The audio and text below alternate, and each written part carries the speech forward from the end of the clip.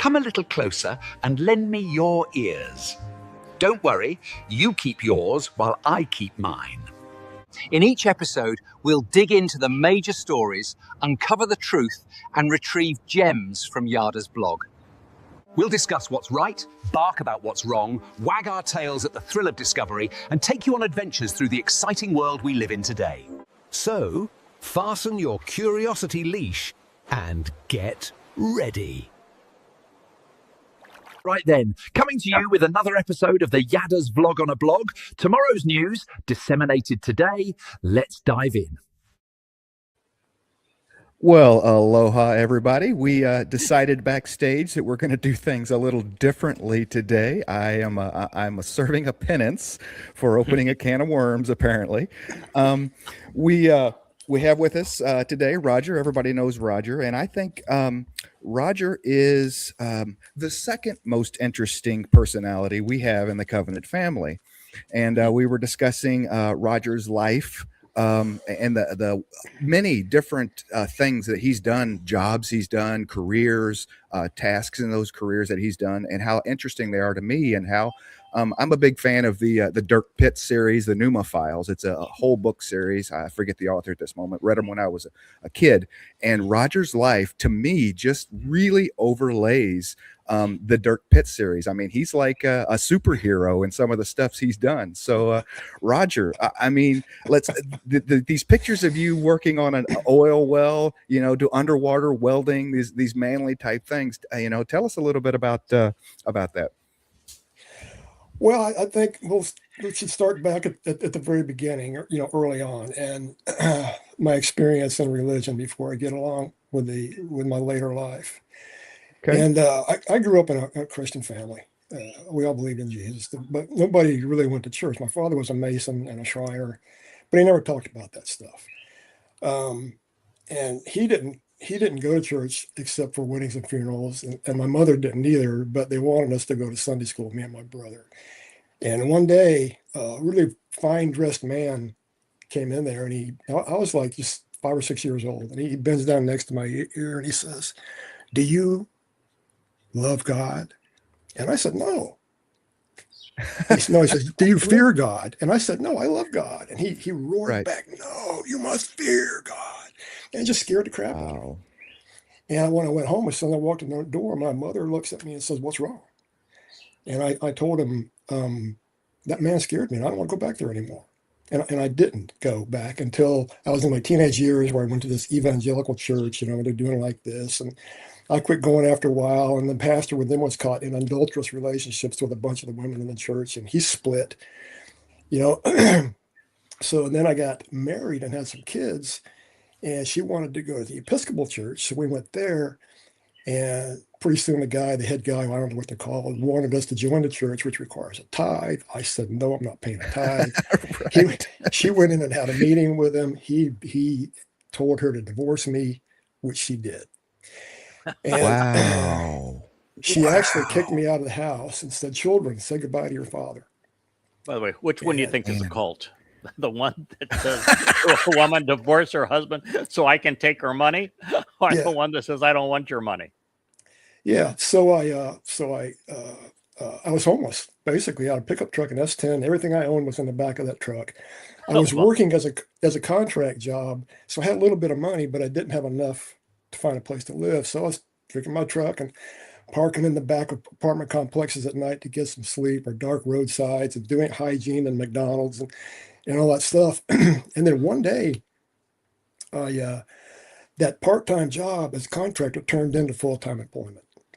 And it was a good job. It was a really good job with a major corporation, insurance, benefits, IRA, all that stuff, retirement, pension. And during the course of that job, I was tasked with refreshing and writing new safety manuals and instruction manuals for the employees there, some of the employees there that I had control over. And that went over pretty good. OSHA came out with some new standards. We updated everything and put them in a technical type format, and put them in production, and created a training program then for new employees to come in, and refresher programs for employees already there. And that worked out really good. I did that for 23 years. And then one day something happened and I resigned. it was a bad situation and I wasn't going to participate in it. So I left the company. At that point, I decided I wanted to figure out what the God thing was all about. What was religion? I'd been Meaning of affected by life. it Yes. throughout my whole life, and I wanted to figure it out. So I tried to do that myself, which I failed miserably doing. So then I turned on the TV preachers. Surely they could tell me what was going on, right? So once again, after a couple of months of that, I'm like, man, I have no idea what these people are talking about. They're even contradicting themselves within their own little stories. So I got frustrated. I just stopped looking for a time. And one night I was laying in bed and I got angry. I just got really, really mad. And when a blue collar guy like me gets mad, it gets vulgar real fast. And I literally started using some really colorful language, trying to talk to God. I'm like, God, are you there? Hello? And had that conversation. At the end of it, I was exhausted. I just fell back and fell asleep. Months went on, time went on. And one morning, for no particular reason, I rolled over in bed, hit the clock radio, and what do I hear in the last few seconds of Coast to Coast? No one named Jesus Christ ever lived in first century Judea. What? It's over? What? I'm freaking out. I'm freaking out. It's no over. rewind button on AM radio, right? Here I'm looking for it all the time, and I missed it. So my crude computer skills. I had a laptop IBM that a friend of mine gave me. So I'm trying to find it coast to coast. Oh my God! Finally found the site after a few minutes, and that early in the morning I started on that site. Been there ever since. And I bought the forum there. Somewhere on the forum said that books were available on Claytor's Publishing. So I bought the books. I bought the Observation series when they first came out, and all the books, and just been reading since, studying since. And it's just been, thank you, Craig, for bringing me into this. It's just been a fantastic journey. And that's led me up to the point where I can talk about my jobs. My first job was loading and unloading trucks, manual labor. I've been a blue collar worker my whole life. One day, I decided I was going to join the Army despite my dad, because he didn't want me to join. He was dead set against it. So I had to join just to spite him, right? So I go down to the recruiter's office and he said, son, the war's over, the Vietnam War. We're not taking the people in the Army anymore. We're letting them out. But if you want to come back in a couple of months, might have a truck driving job in Germany for you. So I was deflated. I can't even get a job in the Army. Right. So I was just working menial jobs, clerking in a sporting goods store, things like that. And one day I decided, well, maybe I'll go down to the city and see if the city has any jobs. So I did. I went down to the city and walked in. I was 18 years old at the time.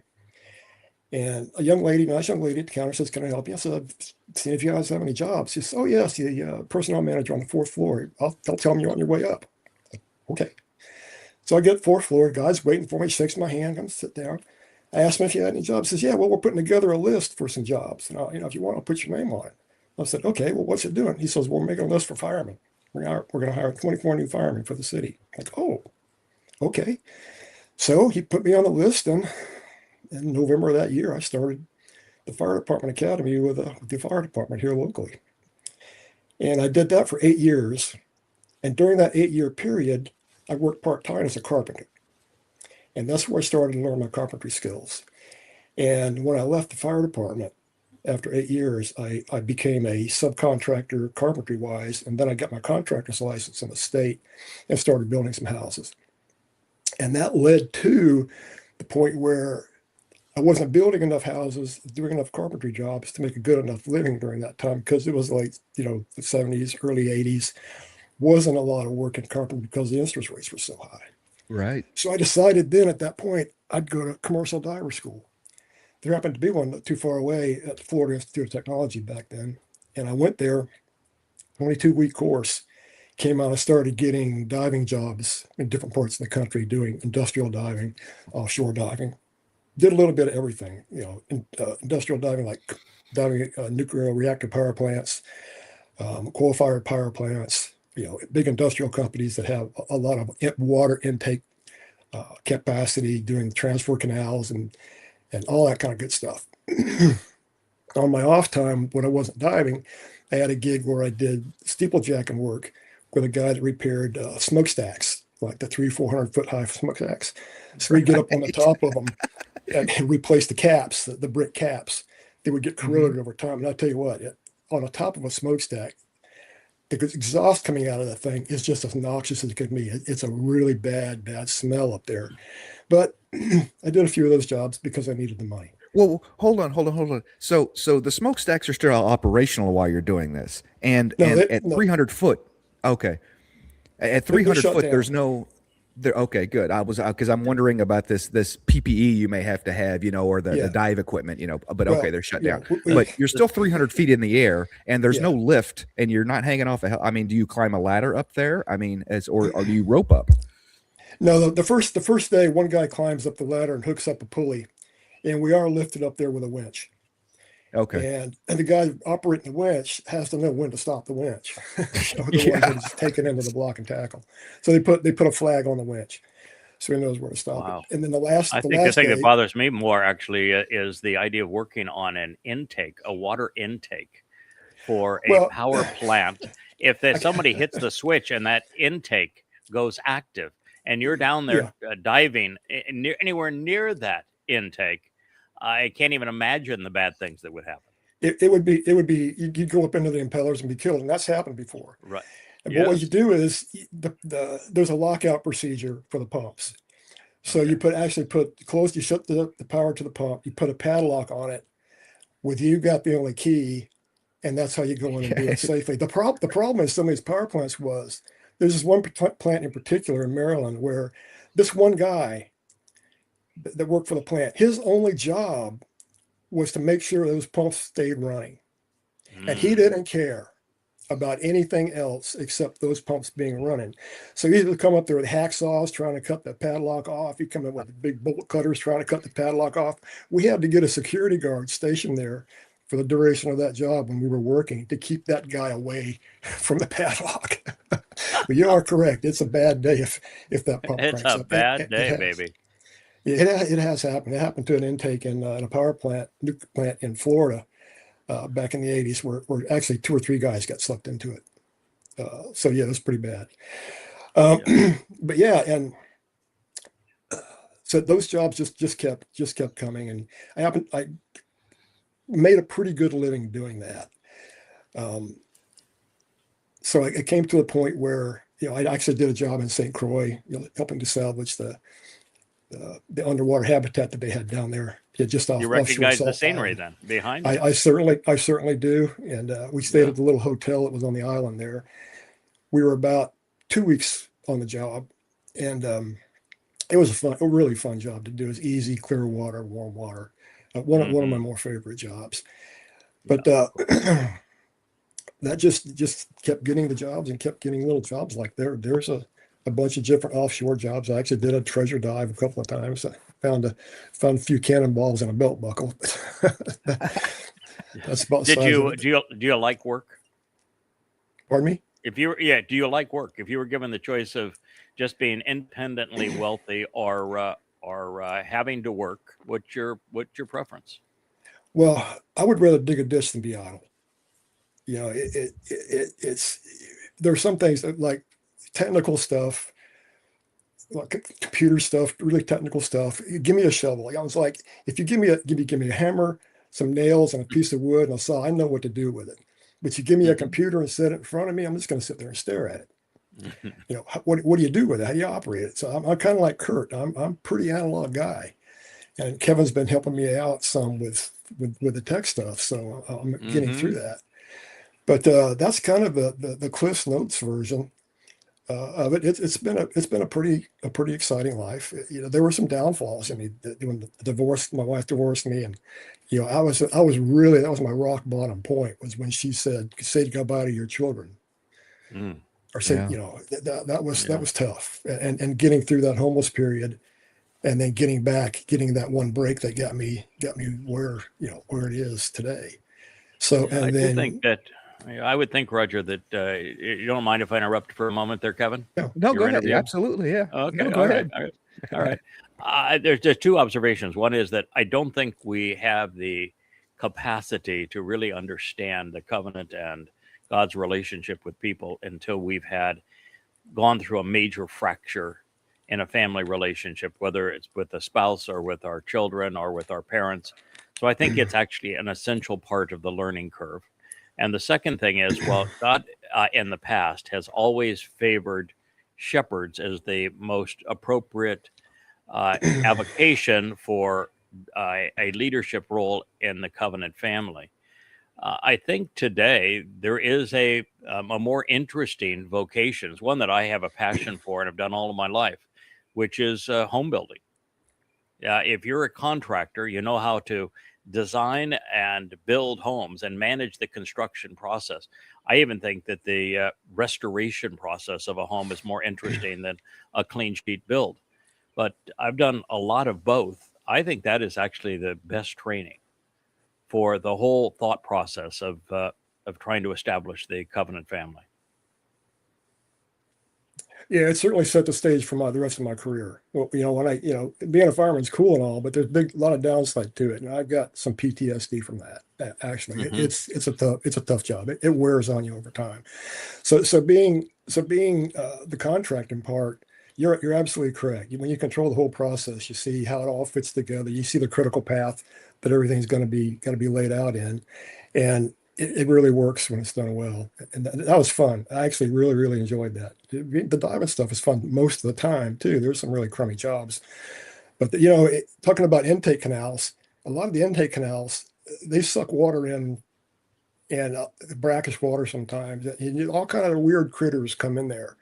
And there was this one job where the place, the canal and the sump, the pump sump, were just filled with horseshoe crabs.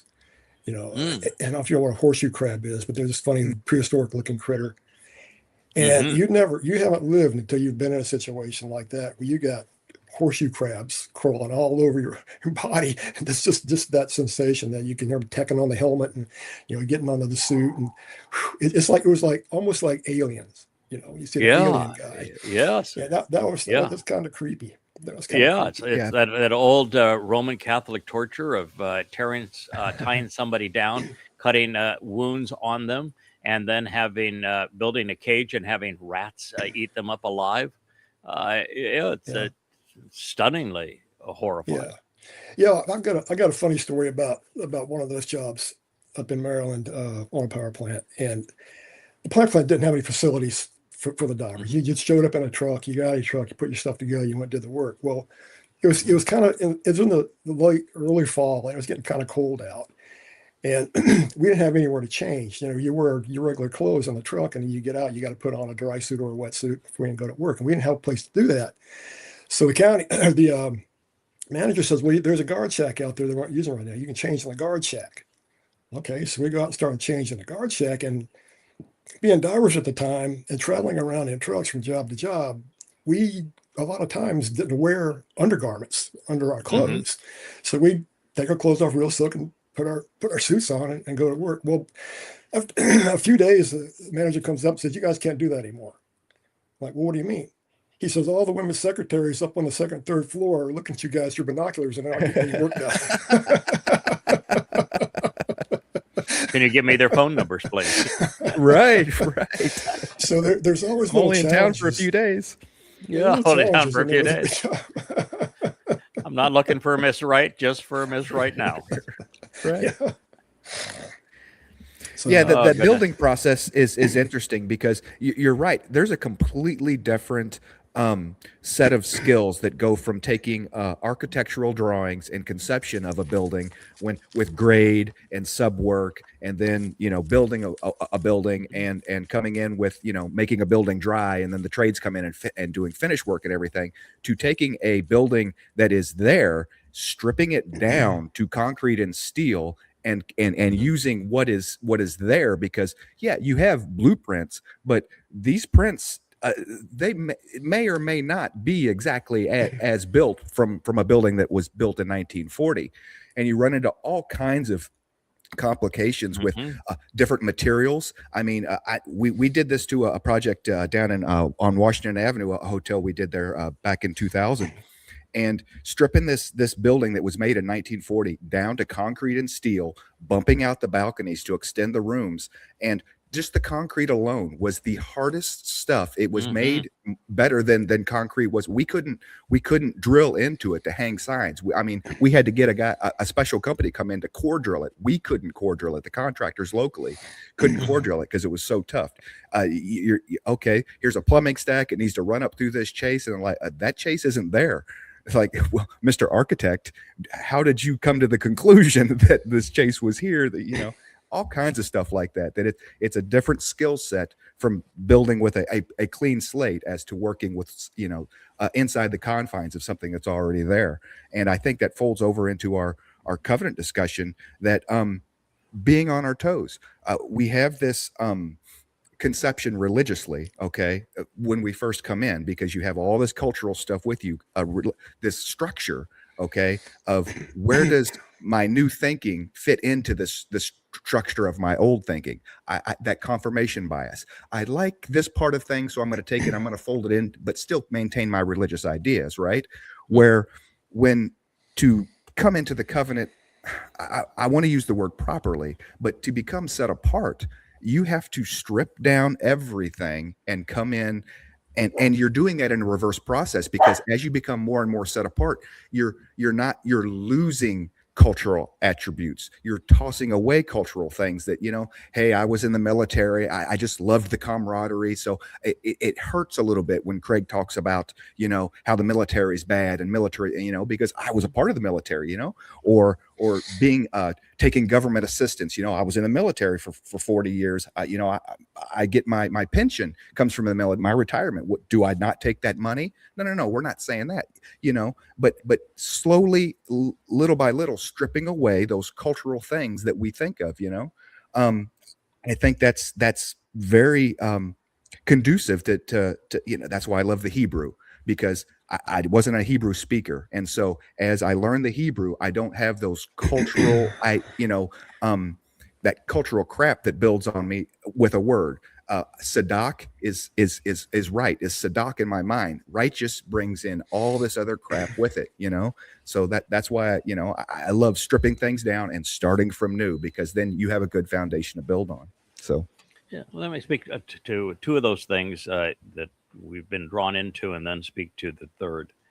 There is value in both the clean conception, being the architect and the contractor in building a home.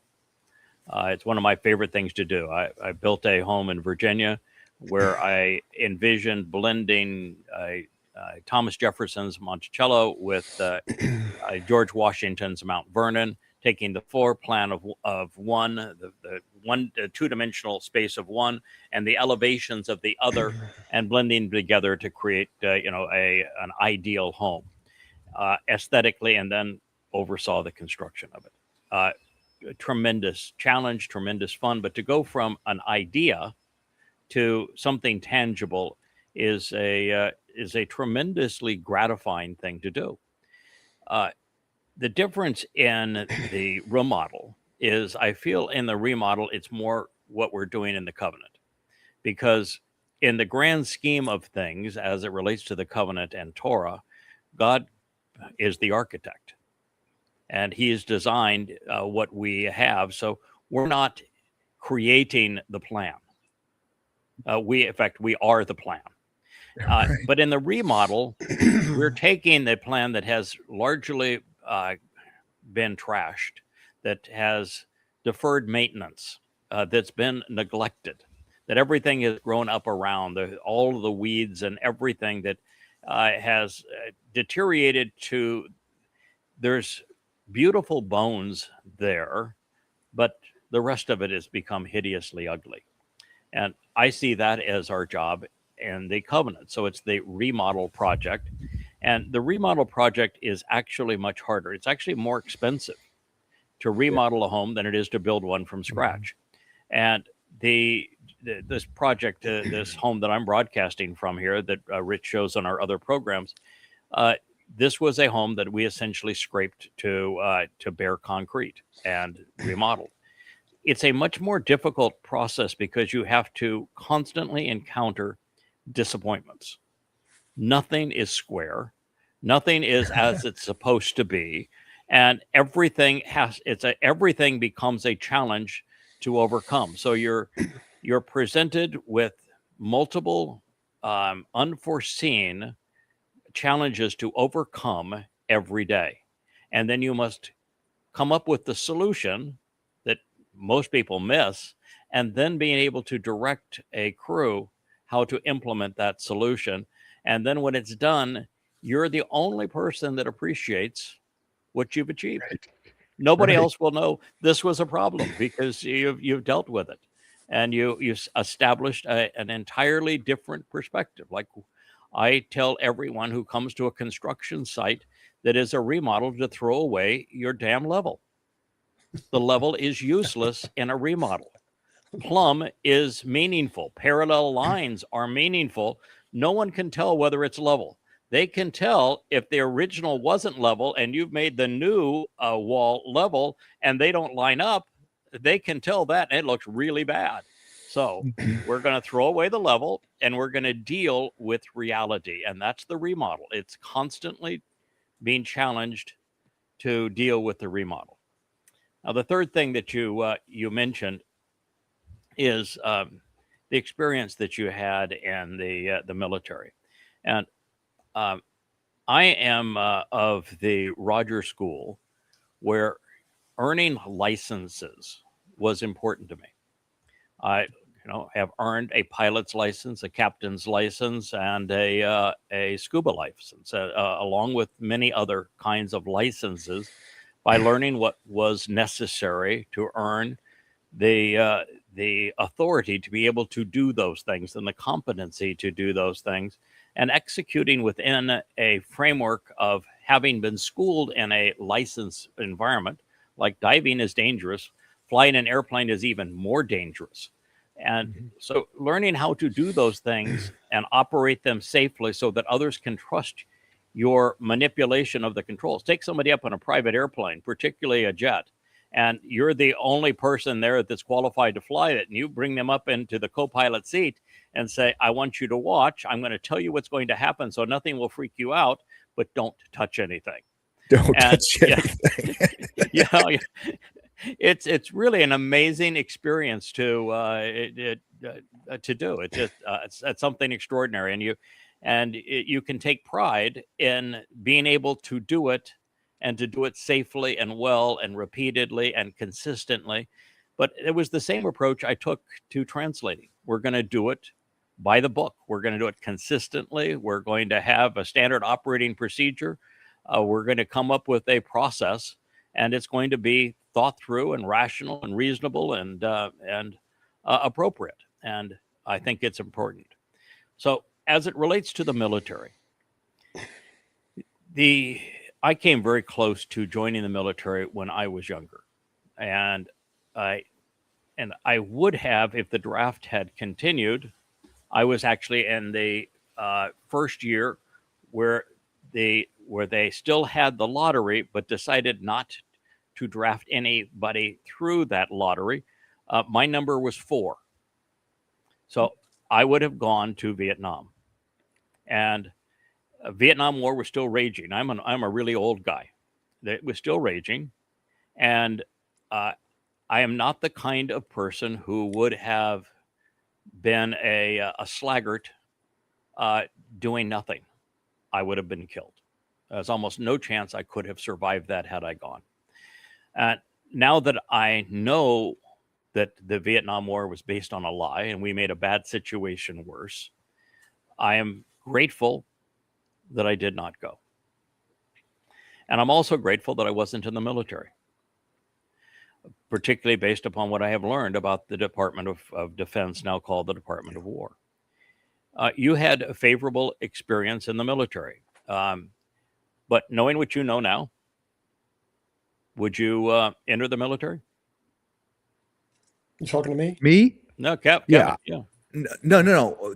My example was people I've talked to, in Oh, the okay. covenant that were in the military. I've never been in the military. Oh, they won't Oh, take okay. me. No. All right. Yeah. No, okay. All My right. So, experience was same as my yes. experience was same as you, Craig. My number was 13 that year. Okay. We were born in the same year, so Oh, so you're as old as I am. I'm 70. Yeah, Okay, and I'm 71. and Okay. yeah, so I was sitting there watching it too. Okay. My So number was you and I were in the same boat. right. Yes. Yeah. We didn't, probably based on our personalities, we both would have been dead today had they taken us. Oh, no doubt.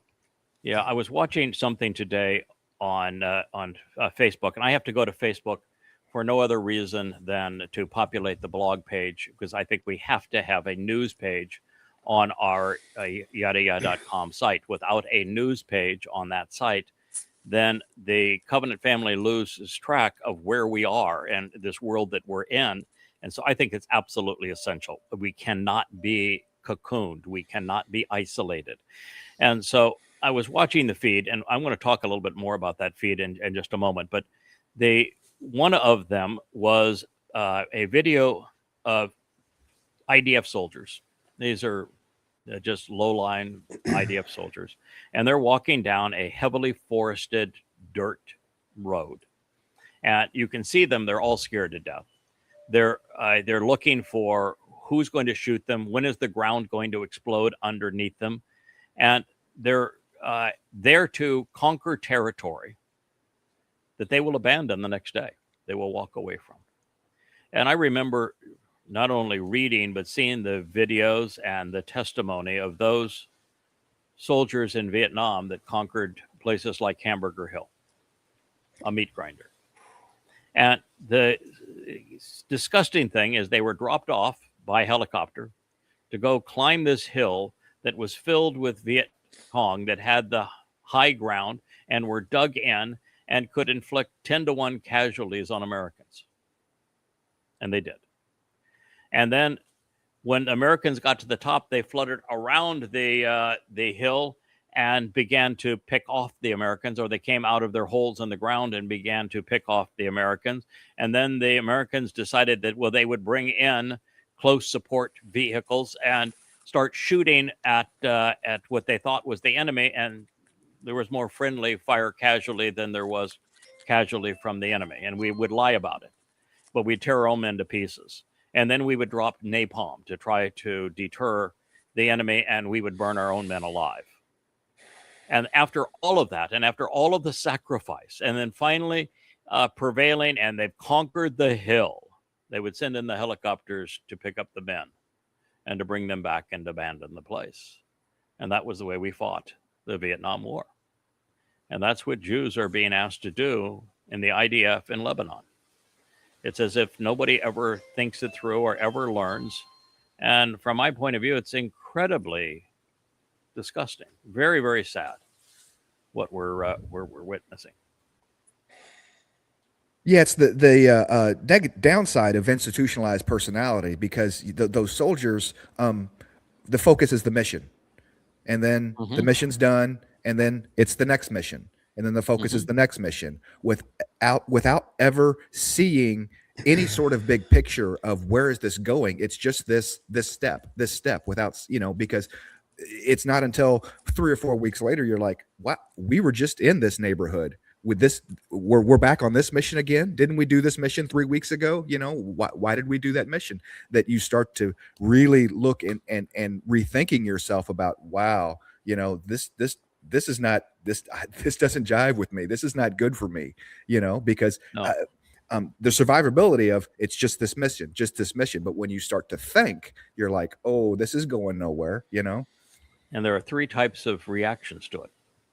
One of those is, I was drafted on this date and cleared from basic training on this date, and I was deployed on this date, and to honor my commitment so that I'm not court-martialed and jailed, I must survive to this date. You're counting down the days that you have to survive, and all you're trying to do is survive to the end. Sure. The second response is, this is insane. what I'm being asked to do politically and militarily is insane. And so there's only one response that I have that I can survive this kind of insanity. This happened also in Iraq and Afghanistan. And the soldiers drug themselves into oblivion. They medicate themselves into oblivion because no human being can deal with this. It is why the highest suicide rate in the world was the U.S. soldiers that were sent and had to engage in Desert Storm in the Iraqi and Afghani wars because they were asked to deliver freedom for people that were trying to kill them. Right. And that there was obviously no understanding of the situation and that we were clearly making a bad situation worse. And back home, the media and the politicians were trying to spin this as a noble, heroic thing when it was the antithesis of that. So that's the second approach. And the third approach is what we're experiencing again today in the U.S. military with enlistments. And that is that, for the most part, the worst of us join the military. Those people who like hunting and think hunting other men would be a wonderful way to express their desire to have a gun and to be able to have power over life or death. I can't think. I'm not particularly moral. I've got no purpose in life. But me being able to impose a life and death situation over others is appealing to me. And that is it's the worst of humanity. And yet in record numbers, because of Twistians and MAGA and Trump, they are signing up for the military in record numbers. And this is indeed especially troubling because the U.S. military, I don't think, has ever been a force for good. I think it has always made bad situations worse. And the brief period that there's nothing you can say about the First World War, the Viet Cong War, or the war in Afghanistan or Iraq, and now the war in Iran, or the war in Syria, or the war we fought in Libya. There was nothing that can be said positive about any of those. Right. They were all negative. Mm-hmm. Yeah, they're all negative from beginning to end. And for the most part, if you actually pull back far enough to think it through, there's really nothing we did that was worthwhile in World War II. I'm a fan of Patton, and I admire the American freedom to those that were in the prisoner of war and the concentration camps, and the way that he handled himself in that process. But the fact of the matter is, what we did in that war and how we went about it was asinine. And the consequence of the way we fought that war, both in the Pacific and in Europe, caused a worse situation to materialize than the one we were fighting. And so it's not the most heroic generation. It's not the greatest generation. It was a deadly and stupid generation doing the wrong things. And we absolutely unequivocally handled both the Pacific and the European theater in World War II in an asinine fashion. And many people died and were tortured as a result of our stupidity. So I am just not. I've never been a fan of the military. I'd have to say that during my patriotic times, when I was a Twistian and I was a zealot patriot in my youth, by the time I was 30, I was done with it. I had realized there's no justification for any of this. If you just stop believing for a moment and start thinking, and you study the evidence, and you realize, the Maine wasn't sunk by an enemy. We sunk it. The Lusitania was a ploy. The Gulf of Tonkin never occurred. And when you realize how we got into these wars, why they occurred, Trump's justification for Iran, it's a complete lie. Bush's justification for Iran and Afghanistan, or Iraq and Afghanistan, a complete and utter lie. you lose total faith and confidence in your government, and you become what God wants you to be, overtly opposed to those things.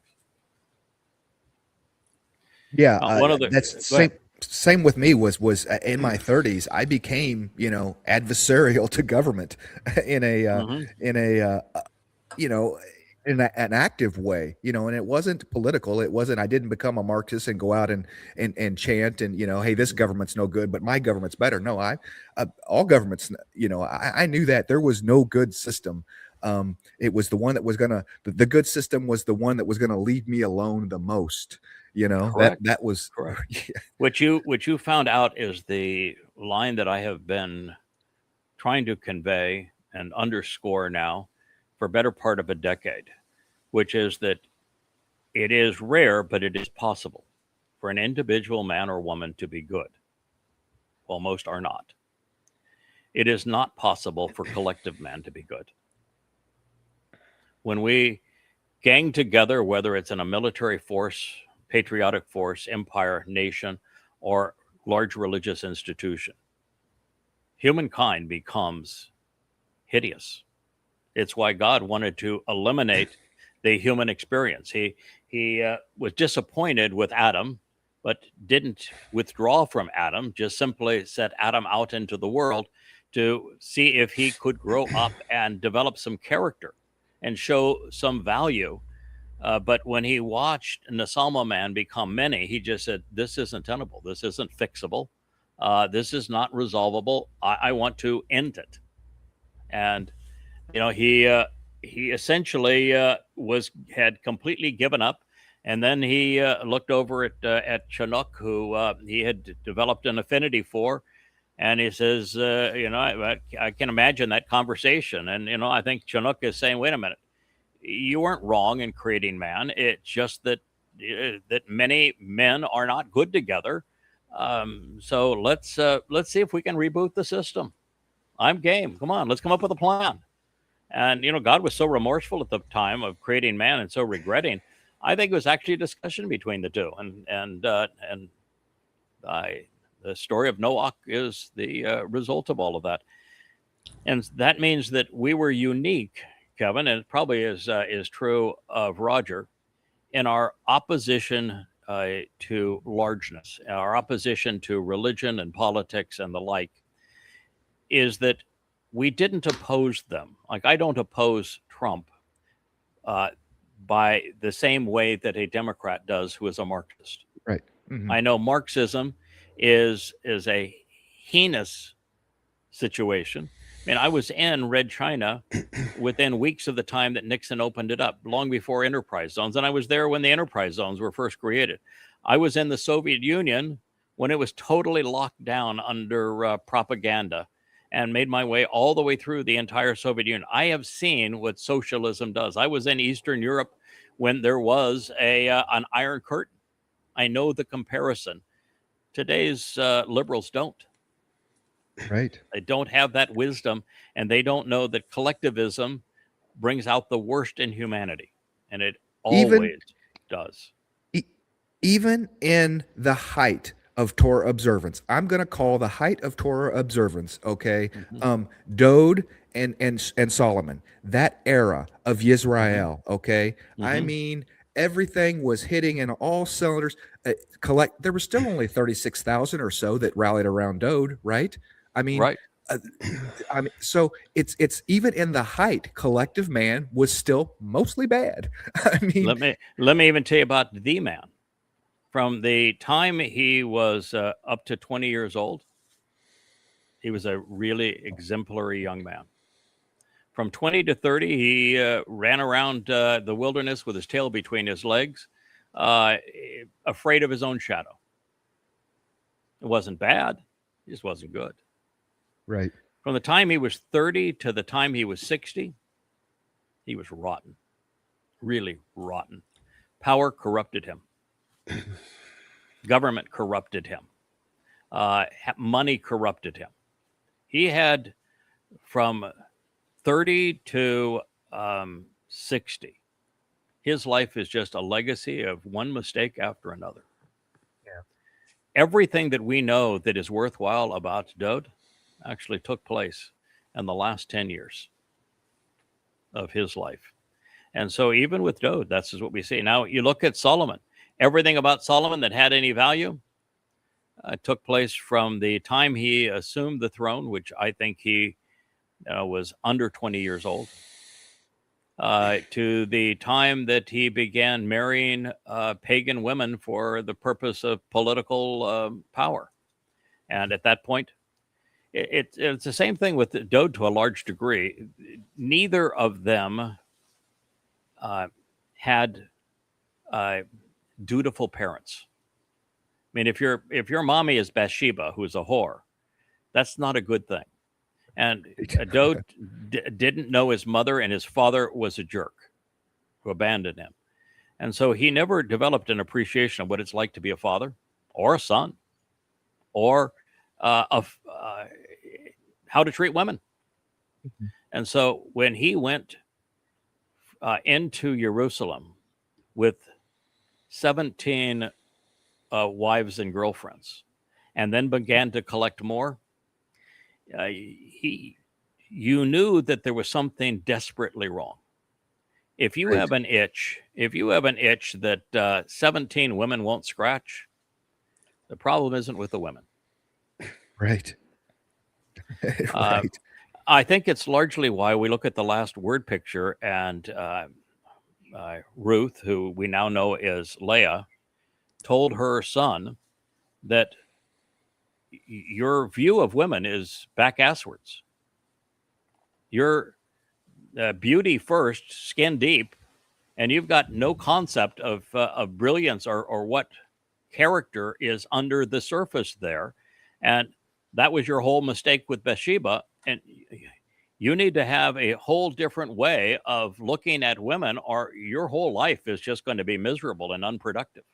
Because, oh, by the way, I don't care if you are king. If you can't have a productive relationship with a woman, you can't be productive.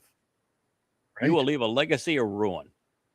Your own home will be ruinous, which his was.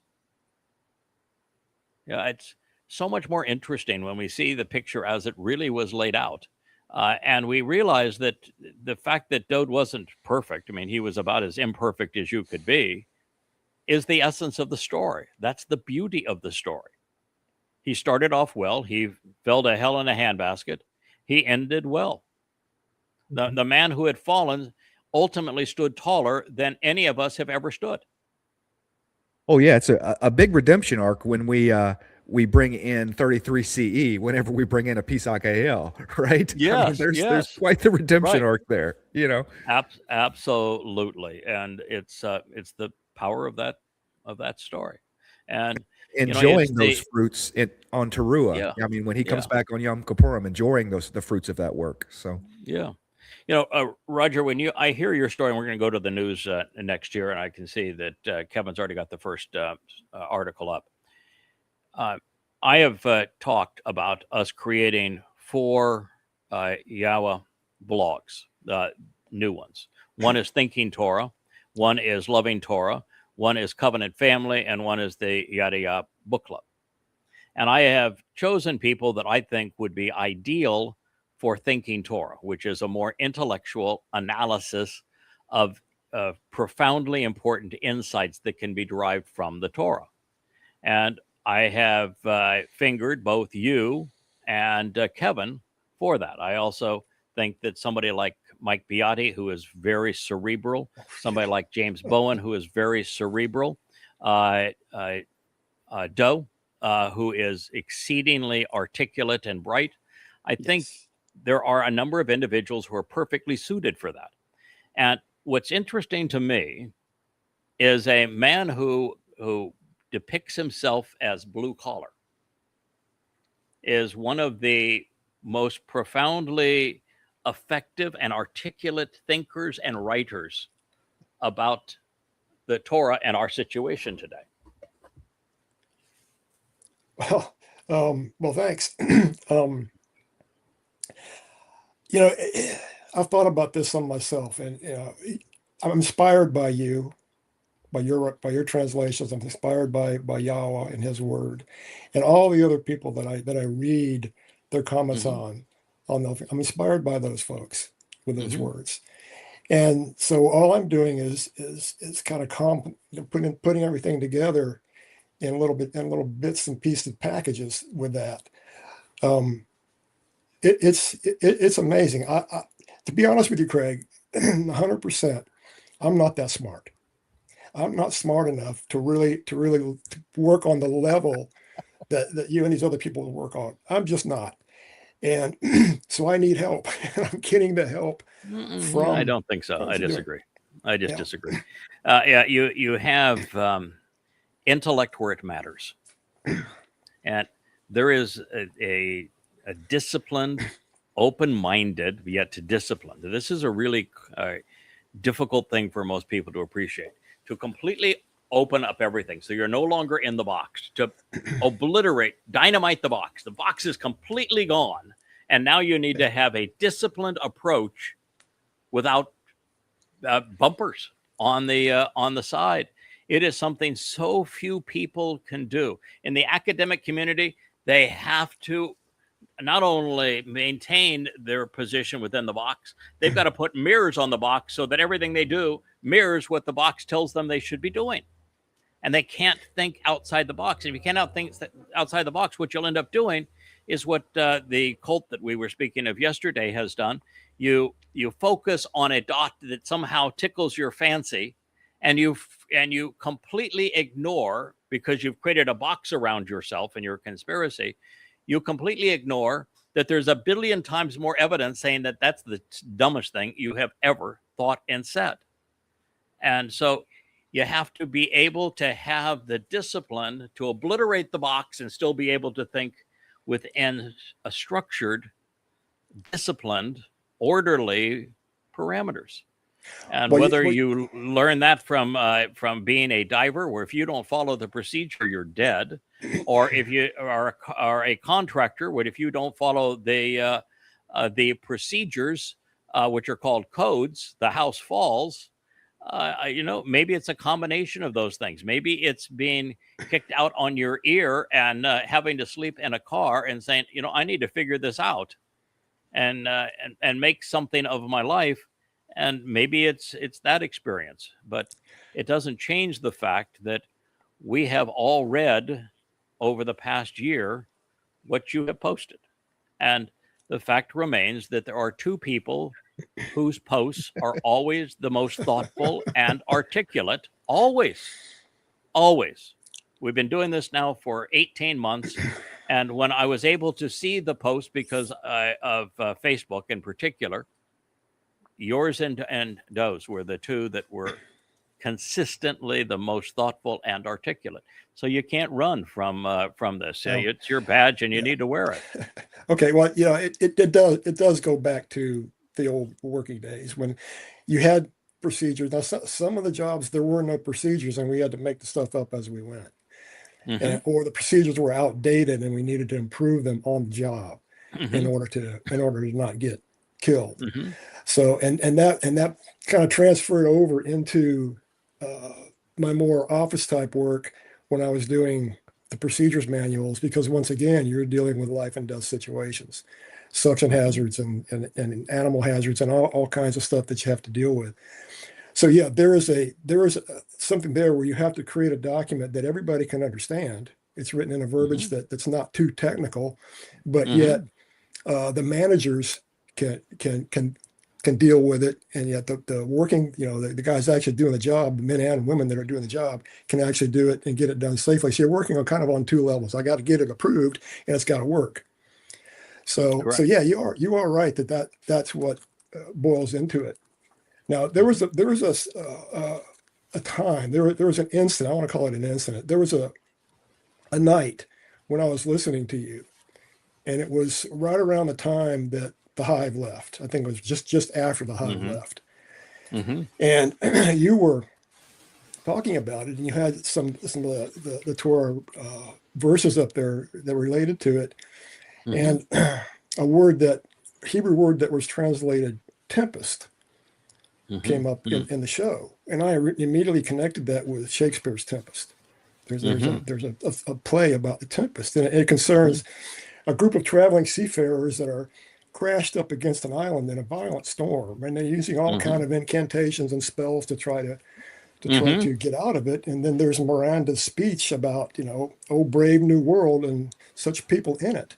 So that's kind of the connection that I made there. So with me, it's a connection somewhere. When you're talking, if I was listening to you right now, I'm taking notes. I got a pad and a pen. I'm taking notes, and I'm putting those notes together kind of in my head. And then at the end, I kind of amalgamate them and make them sound kind of good to me, and I'm posting. That's how I do it. But it's about the connections that I can make with it. So, Kevin, how many people would be on the list of those who would define themselves as not very smart and yet equate Shakespeare to a word used in a vlog, and quote it and quote Shakespeare and quote the Shakespeare, not just relate it, but actually be able to quote from the play and to say how the play is applicable? Is that a fairly short list of people that would say, I'm not very smart, and oh, by the way, here's this quote from Shakespeare that came to mind as you were speaking of the Tempest? He just illustrated the point I was going to make. Was from the time I was 7 years old into high school, I was surrounded by very high IQ individuals. Okay, we were set apart into this experiment kind of thing. And one thing I can do is I can recognize intelligence from being surrounded like that. I can recognize, and it manifests in so many different ways. I mean, we had one kid that brilliant theater mind, could quote lines, sing, perfect pitch, the whole 9 yards, and couldn't add or subtract worth a darn. Okay. I mean, it wasn't in his wheelhouse, and then you had the ones that, so, I mean, this intelligence thing that they want to quantify through IQ. Okay. It definitely manifests itself in different ways. There are many high IQ individuals in prisons right now. Okay. So, Roger, you're no dummy. Let me just say that, okay? Thank you. So, you've got it. Yeah. So, I look at IQ as different than the test, and that is, I consider it processing speed. I can drive down the street and I can recognize 100 things that are happening around me. Part of being a pilot is you're never in the moment. You're a minute, or sometimes in an aircraft, you're an hour ahead of where you are. And you're always thinking way ahead of where you are. So you're prepared for anything that happens. Actually, it's been with me in a car where I will have already perceived around that corner that is a likely place for somebody to lose track of where they are and come out into our lane. And there is a 500-foot cliff off to this side. And under this case, I have to actually go on the wrong side of them if we're going to survive. If that person comes around the corner and it's a blind corner and you can't see them, and have them do it and have me make that maneuver and have us survive. Right. So this is, it's a very different way of processing the world around you. And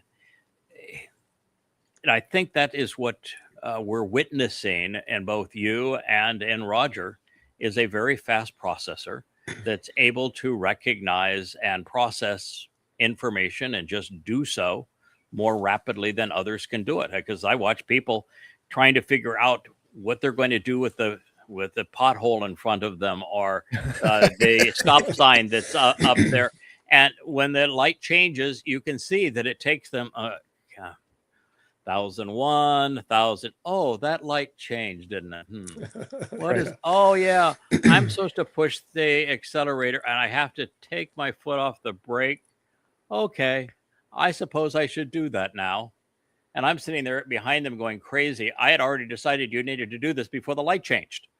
Right. Right.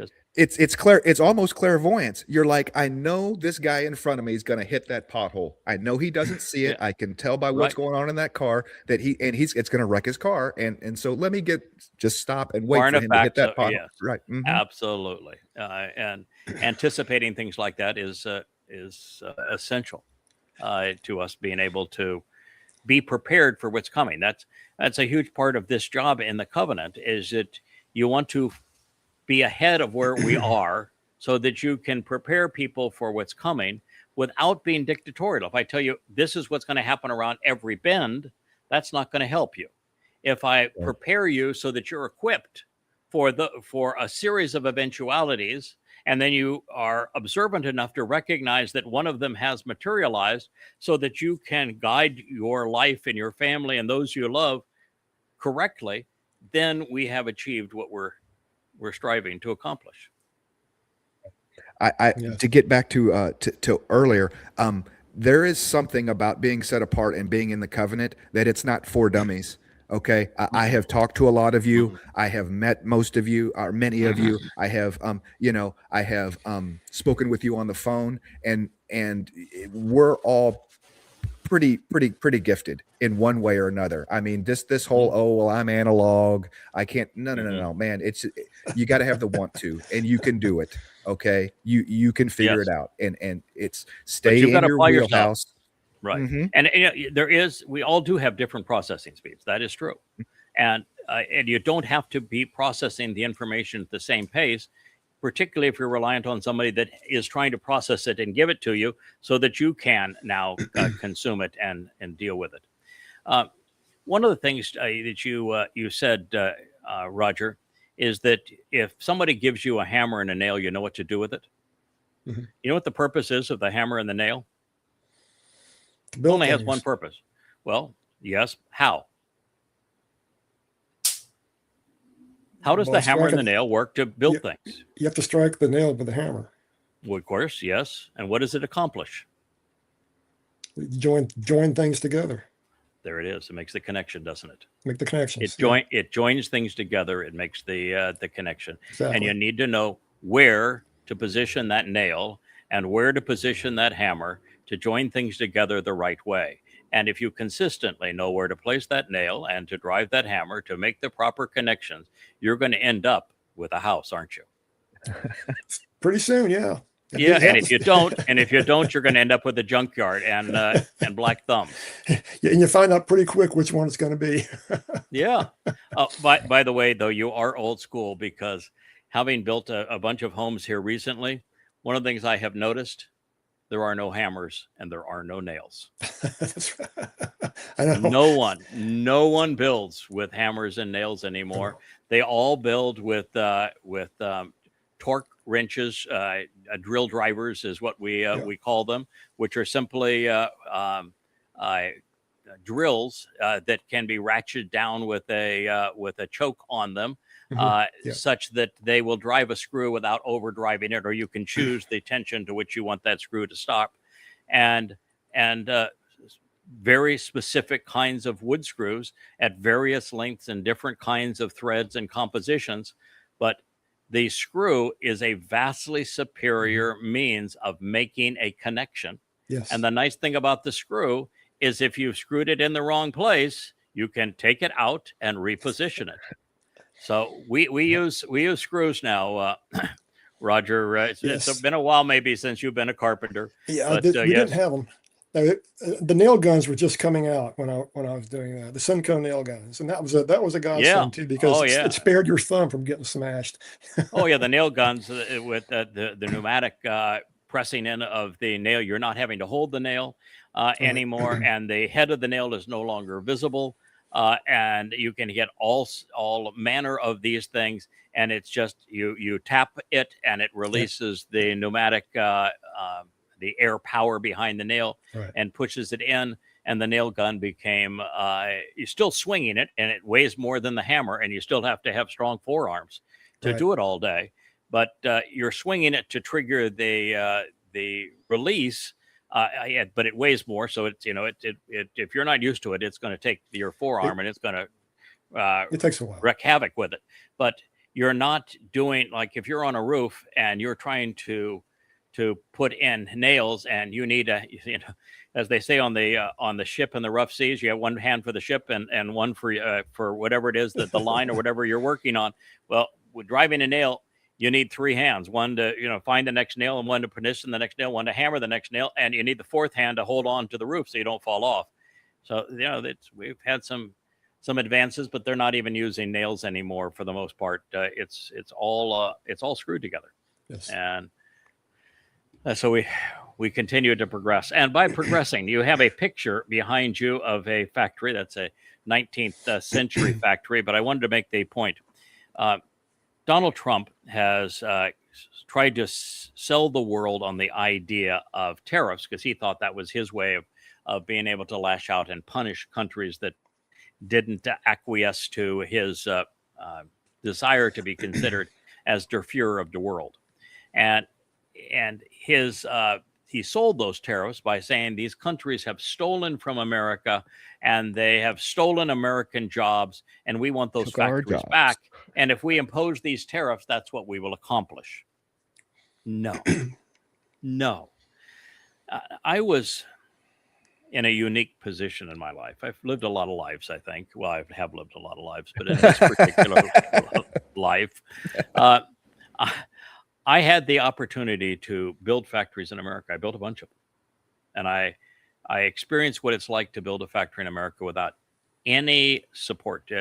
The distribution facilities are terrible in America. We're still using trucks as opposed to railroad or ships. We just inept. All the support, if you need dyes, if you need molds, they take years to produce and they cost 20 times, 30 times more than they should.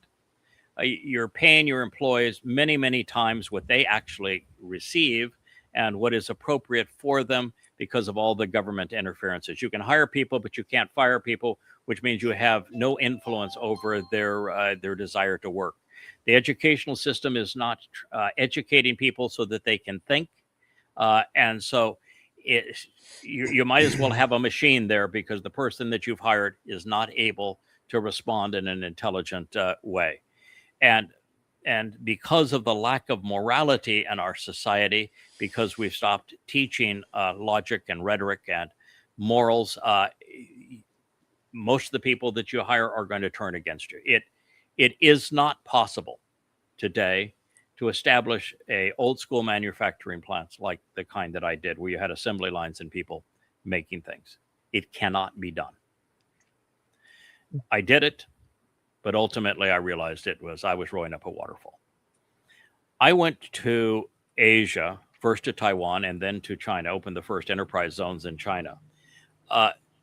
Not because of cheap labor, because the difference in labor cost as a factor of the overall finished cost of a product was typically the difference in labor.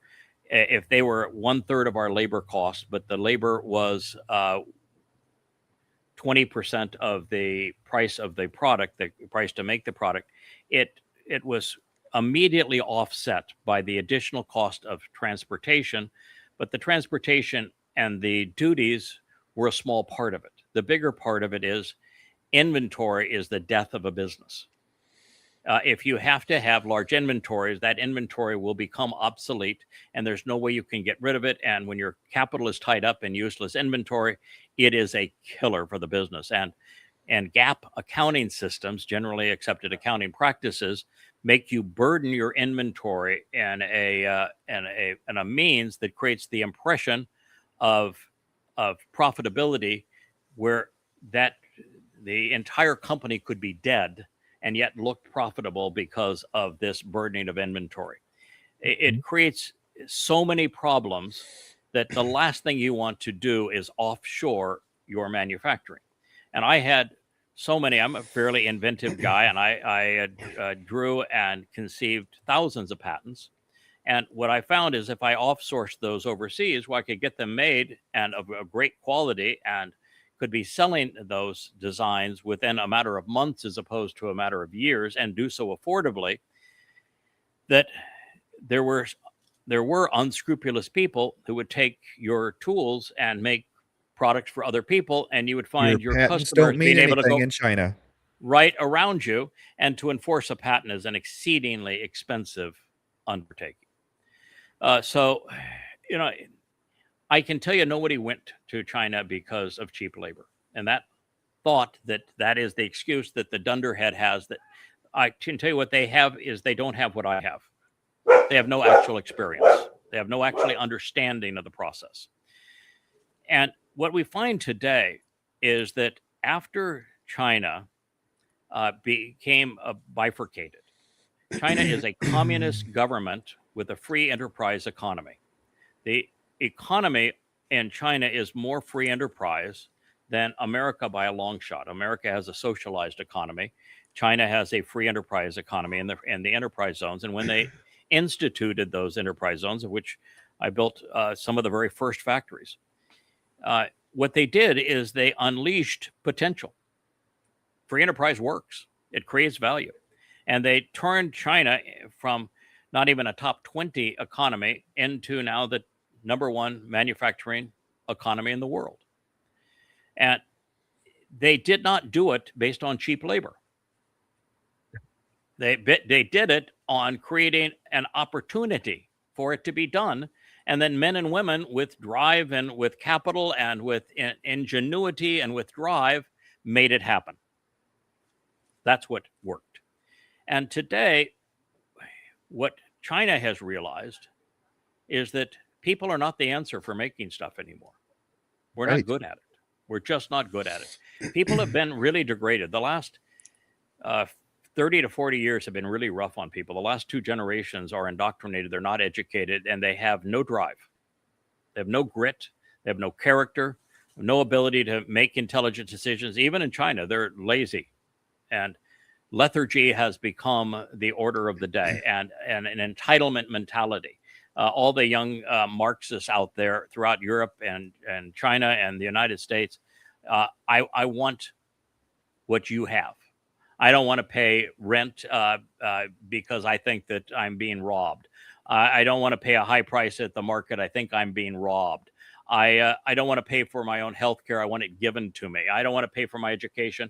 I want it given to me. I don't have to show up for a job. I think everybody should have a livable situation. They don't want to work. They're just lazy and greedy.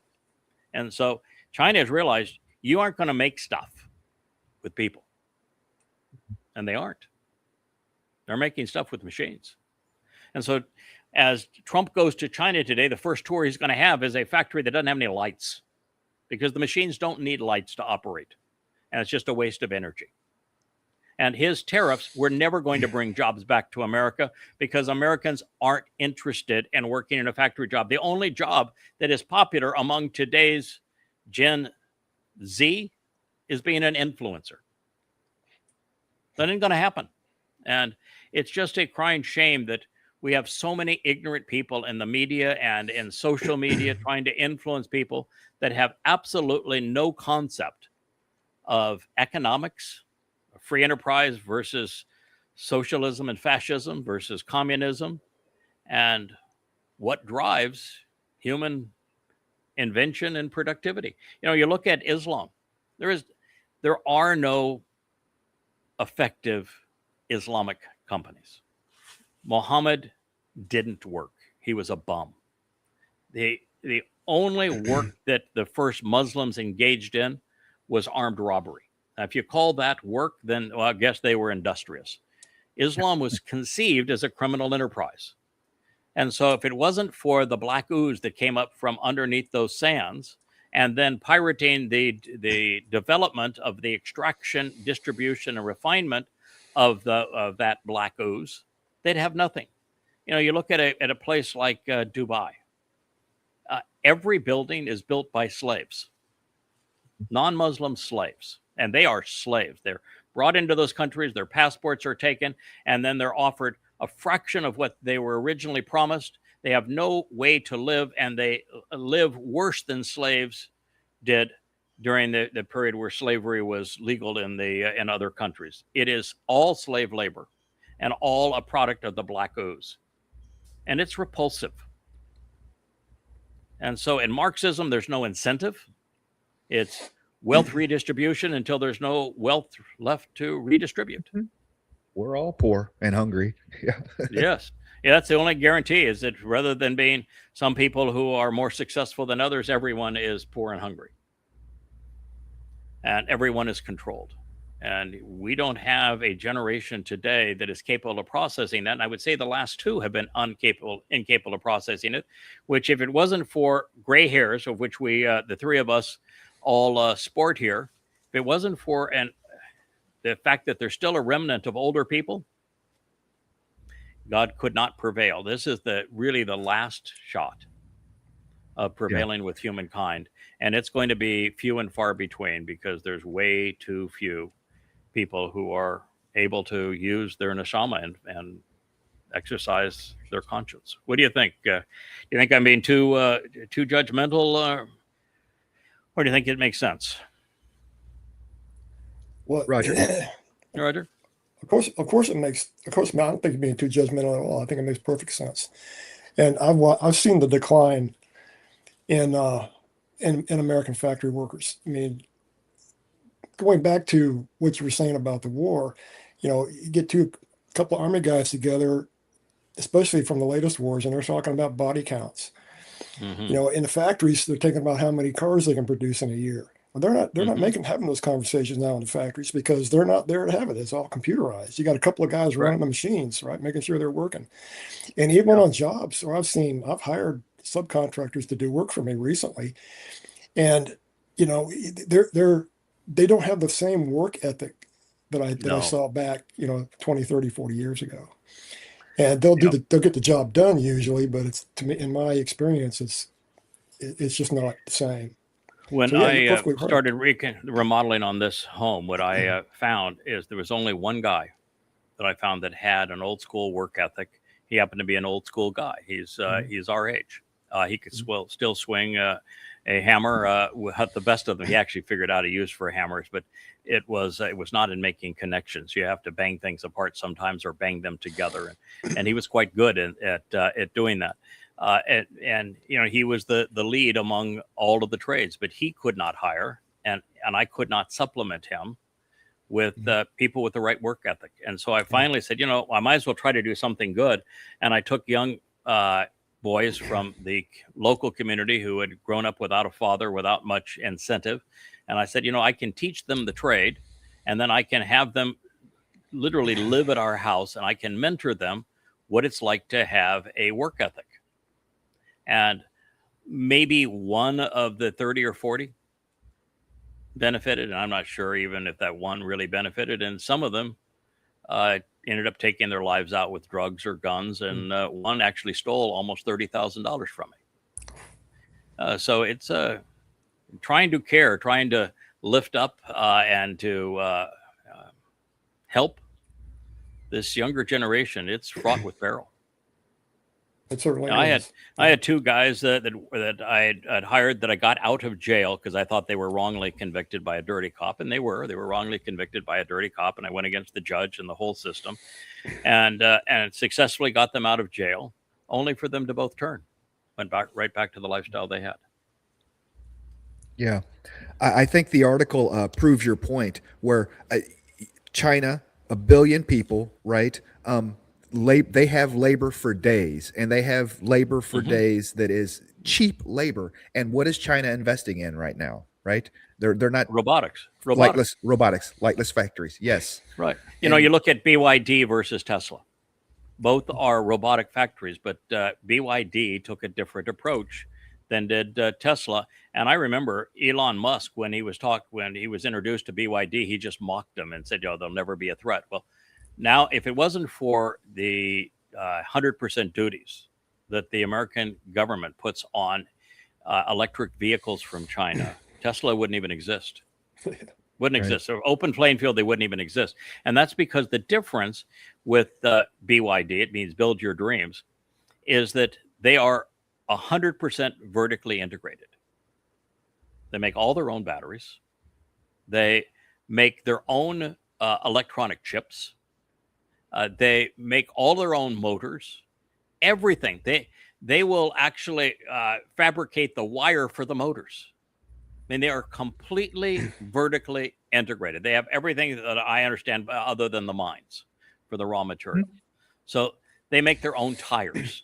I mean, they don't buy anything. They make everything. And they even have their own delivery ships. If you want to, BYD has their own ships to deliver their cars. It is a turnkey process from hello to goodbye.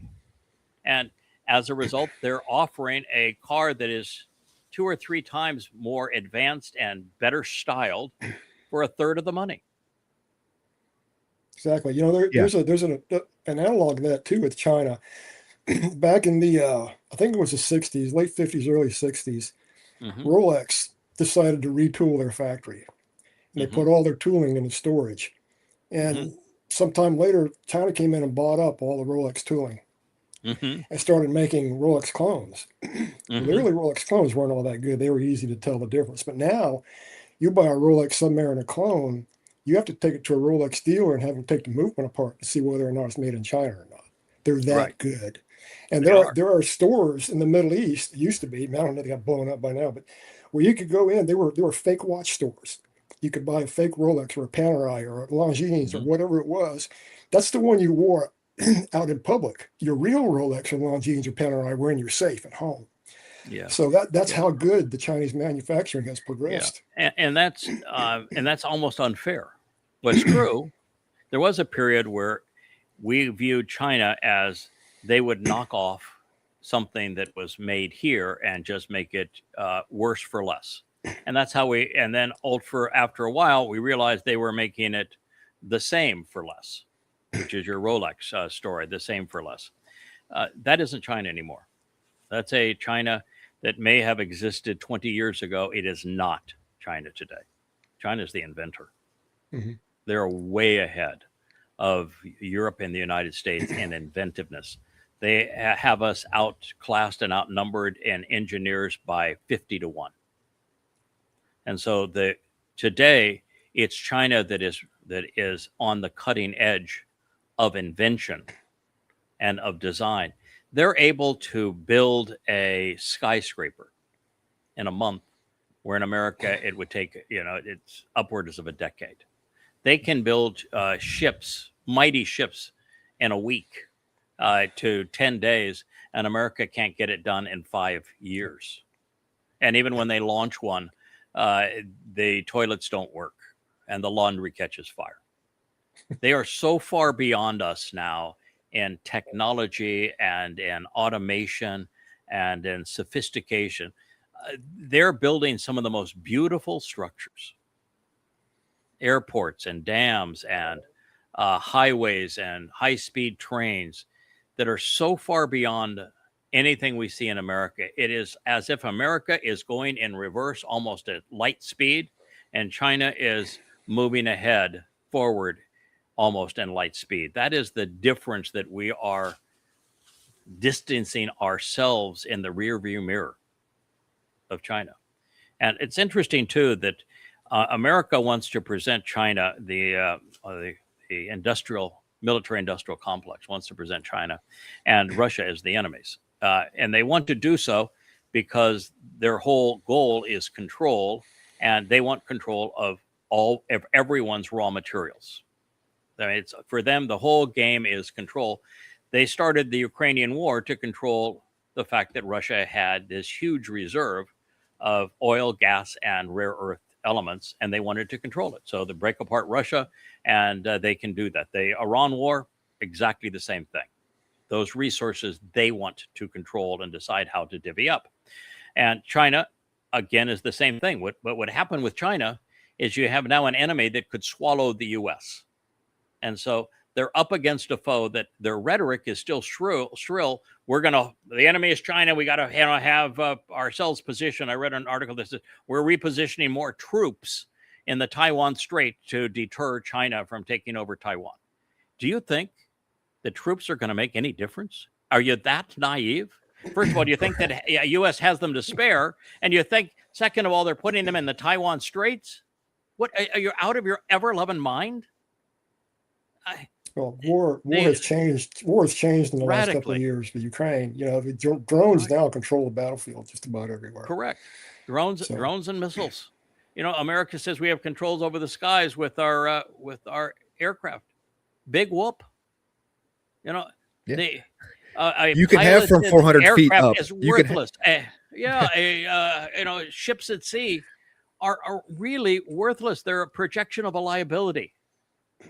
You could no more use an aircraft carrier in a battle against China, the man on the moon. Now, I understand that China is building aircraft carriers just because they can, and because somebody said, well, America has 11 aircraft carrier groups, even if only 5 of them work at a time, battle groups. So we should have some, because we can build in a month what it takes America a decade to do, and our laundry, Chinese laundry, it's going to work.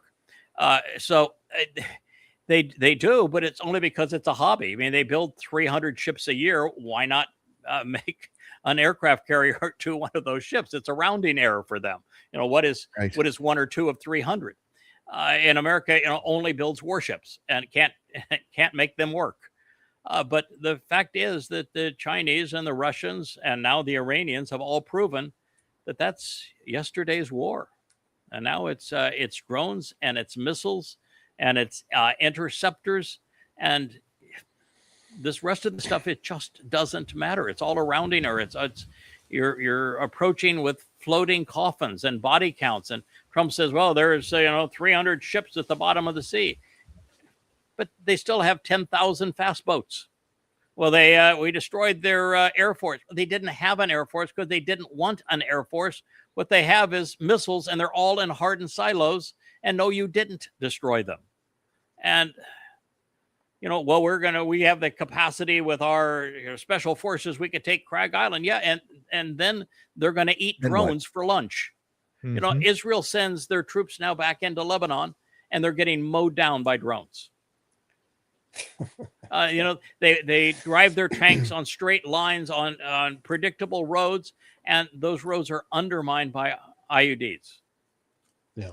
And they're just not able to think. And so what does Israel do? They buy another squadron of F-35s. How did that squadron F-35s work on October 7th? And aren't the prophets telling us that the next attack on Israel is going to be a much greater and more impactful version of Alaska flood? And therefore, how well are those additional squadrons of F-35s going to work? They're not. Is Israel's leadership that out of touch with reality? Is America's saying, the cost of the Golden Dome is now estimated at $1 trillion. And of course, it's Trumpian, which means that if he was actually given the authority to build it, it wouldn't be, it won't be 1 trillion, it'd be 5 trillion. Do you know that it's absolutely worthless, that it has a 0% chance of working? Literally none. But all it does is enrich a bunch of people, but not the right people. Well, okay, go ahead, Roger. Even if it were to semi-work with aerial attacks, there's plenty of other ways to attack the United States besides through the air. The Poseidon missiles, Poseidon submarines that the Russians have could do a lot of damage. That Poseidon weapon that the Russians have, which is a super, super fast, 300 mile an hour torpedo fired from the deepest of all submerged nuclear submarines, that creates a tsunami of radioactive waves that race inland upwards at 500 miles an hour, unseen, undeterrable. What's the point? How are you going to defend against that? The only way you're going to defend against that is don't piss them off. Right. They now have hypersonic missiles that are Mach 20 and Mach 30. And they have, they're maneuverable such that they aren't ballistic anymore. So the defense systems don't work.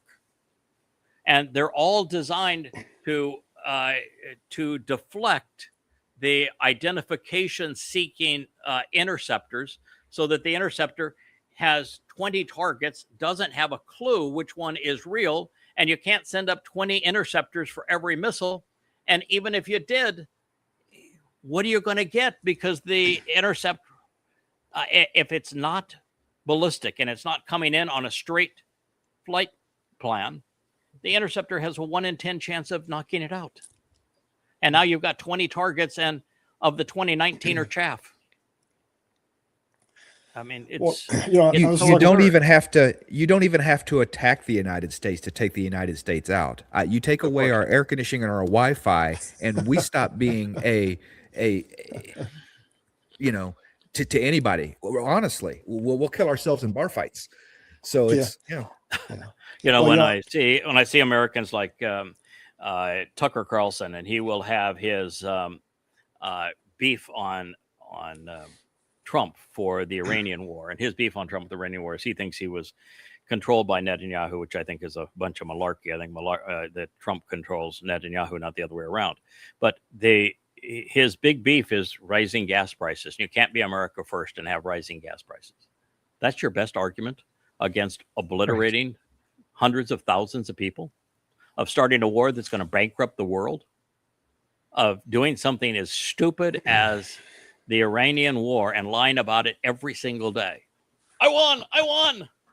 And everything you sought to achieve is in worse position now than it was before you began. And the best you can do is, people don't like high gas prices. Yeah, he steps off the Marine One, and all he wants to talk about, and all the press pool wants to talk about is, gas prices aren't so high, $99 a barrel, which isn't so bad. And have you seen the reflecting pool? It's going to be better than ever before. It's like, seriously, this is what you want to talk about. This is what you're going to let this man talk about.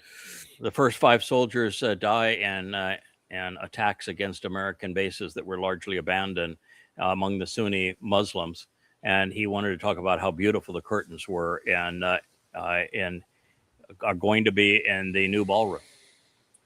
Right. Well, we're talking about a man that is so lost that our diagnosis of him as Satan 18 months ago is become irrefutable. Speaking of irrefutable, your next item in the news is this numbskull that has the 5 reasons he became a Muslim. And he starts with the Prophet Muhammad was such a grand fellow. And I'm going to tell you, the reason he became a Muslim is because he can't think. And that the reality is that Muhammad was not a prophet. And no one knows more about Muhammad than I do. And I've written 4,250 pages to explain exactly who Muhammad was using the oldest Islamic texts, their scriptures. And Muhammad was an illiterate dunderhead. He was a pedophile. He was a rapist. He was misogynist. He was an armed robber. He was an avowed liar. He was demon possessed by his own admission, and he never issued a single accurate prophecy. And so you're going to begin by saying the first of the 5 reasons you became a Muslim is because of the Prophet Muhammad. You're obviously a complete and utter dunderhead, or you were paid like Tucker Carlson. You get big bucks to promote Islam while you pretend like you're a Christian, and it's. I don't know where this guy got radicalized at, but a lot of this is they're being radicalized through universities and colleges. He may have gotten radicalized there, but obviously he needs to read Prophet of Doom. Yeah, and as a Prophet of Doom, you went from 1 volume to 5 volumes in Goddamn Religion. It is absolutely irrefutable. The entire book is based on putting the Quran in chronological order, setting it into the context of Muhammad's life, using the biographical and historic hadith collections of Tabari and of Ishaq. And therefore, since the entire book is based on putting the Quran in the context of the Islamic scriptures as they were recorded by the 2 oldest sources, it is irrefutable. Islam has to be as they said it was. It can't be any different than Allah, the Quran, Muhammad, the first Muslims, or the Hadith. That is Islam. And that Islam is ruthless, genocidal. It is grossly immoral. It's totally irrational. It's everything about it is plagiarized. When these numbskulls say, well, Jesus, he is a loved prophet in Islam. And you go, good grief. Somebody told you that, and you're repeating it as if you know what you're talking about. No, the Esau, which is a transliteration of Esau, that is mentioned in the Quran, is because the people that finally put the Quran together in Babylon 100 years after Muhammad's death had access to the Gospel of Thomas. And what they decided to weave into the Quran came out of the Gospel of Thomas. And it's the dumbest piece of garbage in the world, which is why it wasn't, encapsulated into the church's canon by Eusebius, because, it has baby Jesus making a clay bird, and it made the clay bird fly. And isn't that a miracle? That's the miracle. It's just filled with absolute trash. And of course, it's where, Jesus wasn't really crucified because, how do you have a God who men kill? So they tried to resolve that little problem, and that made it into the Quran too. It's like people don't know that every reference to a personage in the Torah, prophets, and Psalms is there in the Quran because Rabbi sold Talmud stories to Muhammad, and he twisted them to serve his purpose. That is the only reason that the Quran has any veneer of religiosity, is because they plagiarized the Gospel of Thomas and Rabbi sold them Muhammad Talmud readings. That's it. Yeah, and this guy, everything is jumbled up and just a goddamn mess. He must tell the story of Adam 50 times and never the same way twice. And man is created from a congealed clot of blood. And men are different colors because they were taken from different kinds of mud. And right. That the sun chases the moon, or the moon chases the sun, and the sun gets worn out and goes nighty-night in a black muddy spring. And it wakes up from that morning spring after its nap and then begins to chase the moon again. I mean, this is the Quran. It's the dumbest piece of crap ever written. And you're going to say the 5 reasons I became a Muslim, and you're not going to deal with that reality? Or, they have Alexander the Great is the first astronaut, and he's going off to the extraterrestrials to convert them to Islam. And then when he doesn't like their answers, he plays Allah and terrorizes them and perpetrates genocide on them. And then he copies from Gog and Magog and the satanic book of Ezekiel and has somebody putting a finger in a hole in a mountain to keep the Gogians out. I mean, oh my God. Their version of Dode, his great skill is he speaks to birds. And Solomon has an ant army. And it all comes from the Talmud. And what doesn't come from the Talmud or the Gospel of Thomas is the never-ending argument about how utterly stupid everybody around the Kaaba knew Muhammad was. They said, you're insane, right. You're a plagiarizer, you're an absolute waste of breath, you're a madman, you're doing this for selfish reasons. Your God is no more God than any one of the other rocks in this Kaaba pile. So just go away. You're an absolute nuisance. And then Muhammad's excuse to all of that is, I made a deal, and I have to take the fact that I admitted that he had Alat, Al-Uzza, and Manat all become Quranic goddesses in addition to Ar-Rahman and Ar-Rakam, and Allah hadn't even been mentioned in the early surahs chronologically. And so when they say, wait a minute, I thought you had a monotheistic religion, and now you've got 5 or 6 gods. How many gods does it take to make a monotheistic religion? And he said, oh, yeah, I guess that was a mistake. But, I was speaking for Satan, and all of Allah's messengers speak for Satan. He has the satanic verses. He's laughed out of town. And so he decides, as I have a preemptive strike, I'm going to leave town on my own, and I'm going to fly a winged ass to Jerusalem. I don't know the name of the city. I don't know that the temple was destroyed 600 years prior to this, but I'm going to claim that I'm flying a wild ass, a winged donkey into Jerusalem, because that's the only place I can meet with Allah. And when I get there, I'm going to meet with all of the Jewish bigwigs. He doesn't even know they're all dead and been dead for centuries. And then I'm going to take my winged ass, and I'm going to go to visit Allah in heaven.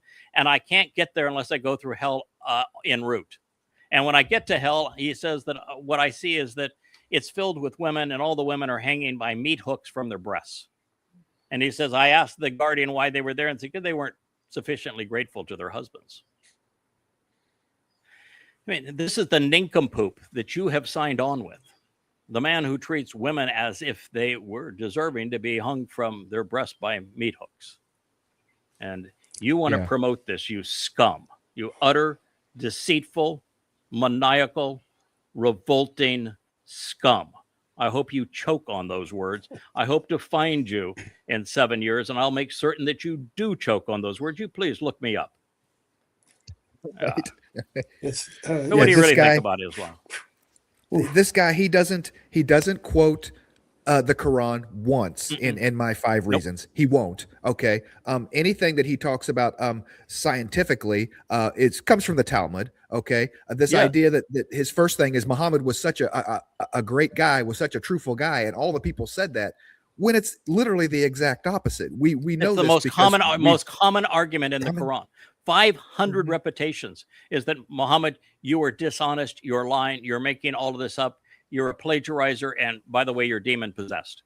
So no, people didn't say that he was a great guy.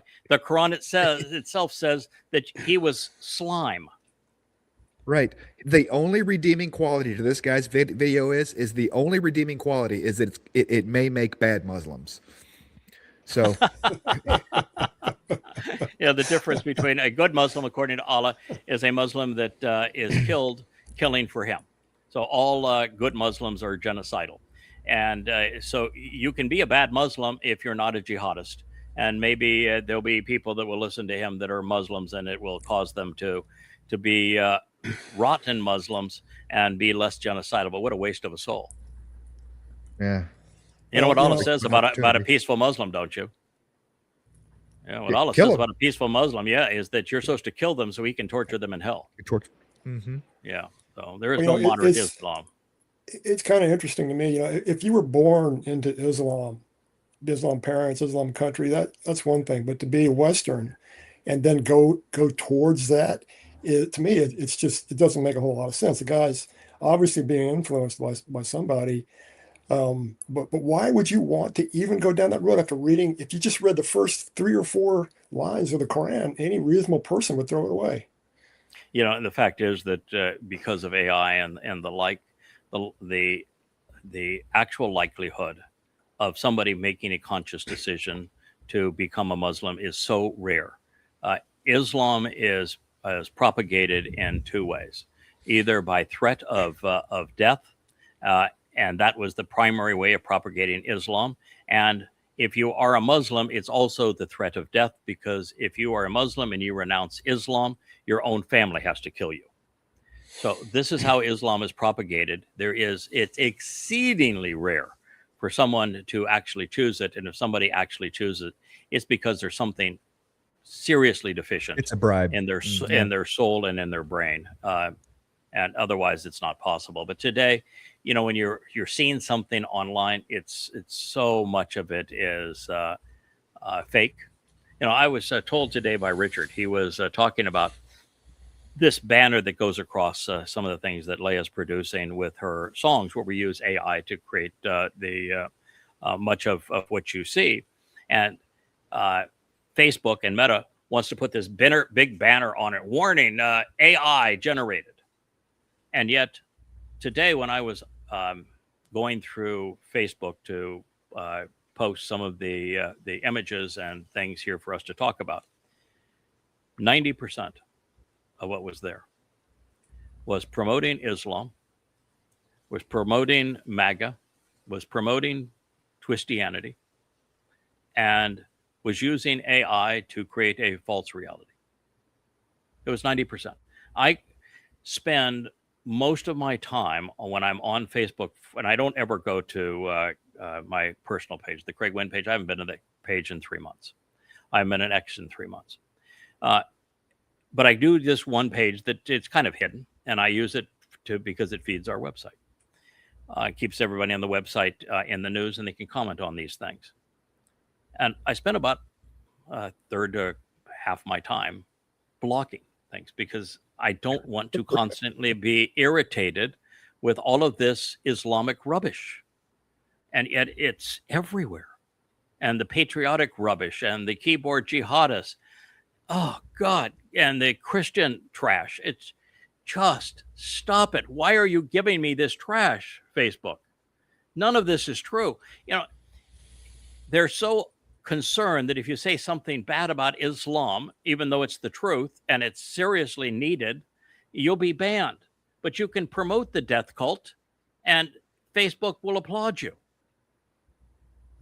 Yeah. Let's get you some more views. Yeah, it's insane. God.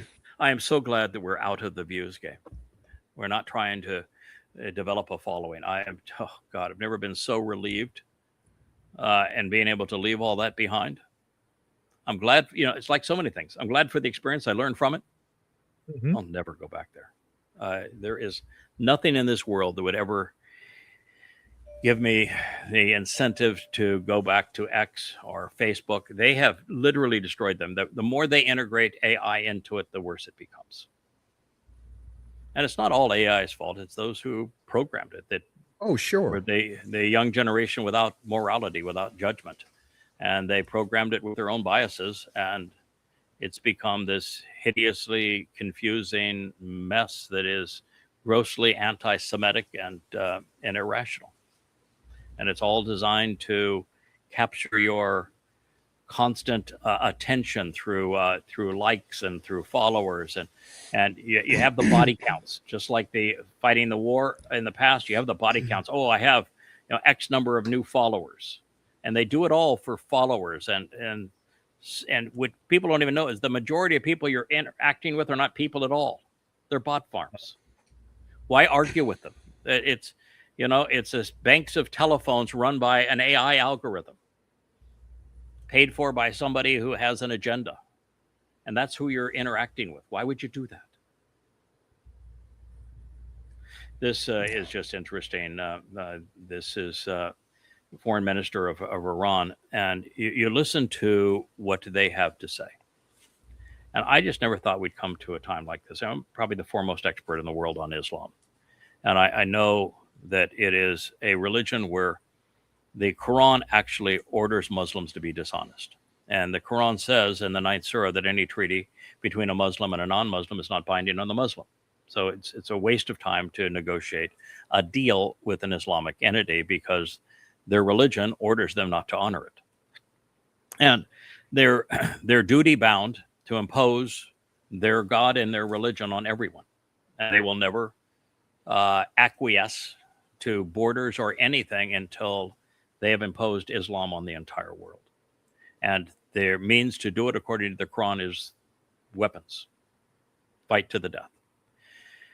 And so when you're constantly bombarded with the Persians speaking on behalf of Iran, telling the truth, being rational, being well-informed, and the Trumpian and the media trumping Trump in America, lying and being constantly wrong.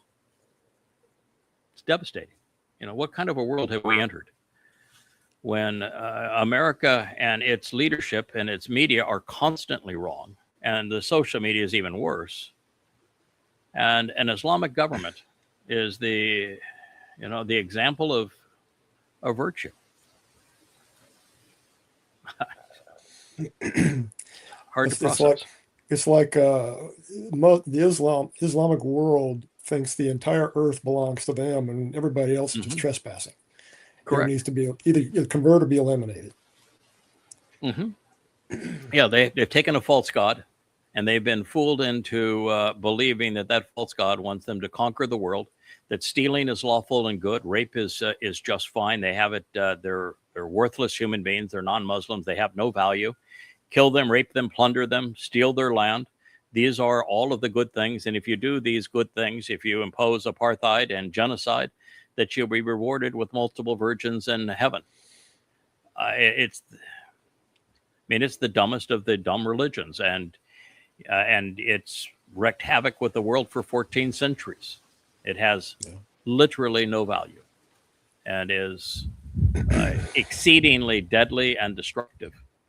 And yet, it's in the media and in politics, it's promoted. On social media, it's beloved. Yeah. Let's try one more. Let's try one more. You thumb through a bunch of them. Any one of those would be actually quite good. Back to AI. This is that we won't stop on this one, but this is a typical keyboard jihadist. They put on big print there, Tel Aviv today, and they show a picture of what might be Gaza for all I know, but just an outright lie. This fellow is very astutely, and he's a very articulate guy. He sells he's online to sell his books. He's a professional influencer, but a fellow that's quite articulate, and he's speaking to Jordan Peterson, who has gone from being a psychologist worth listening to being a religious and political hack, and of the likes of Charlie Kirk, who is an absolute counterproductive influence.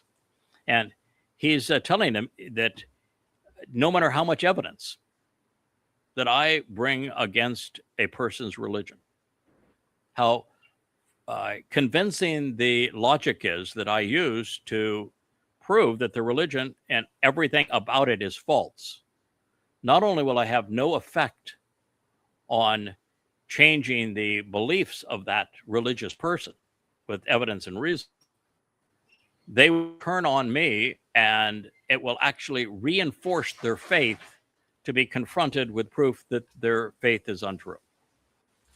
And I thought it was just hilarious, while what he's saying is true, that he's saying it to a religious zealot in Jordan Peterson.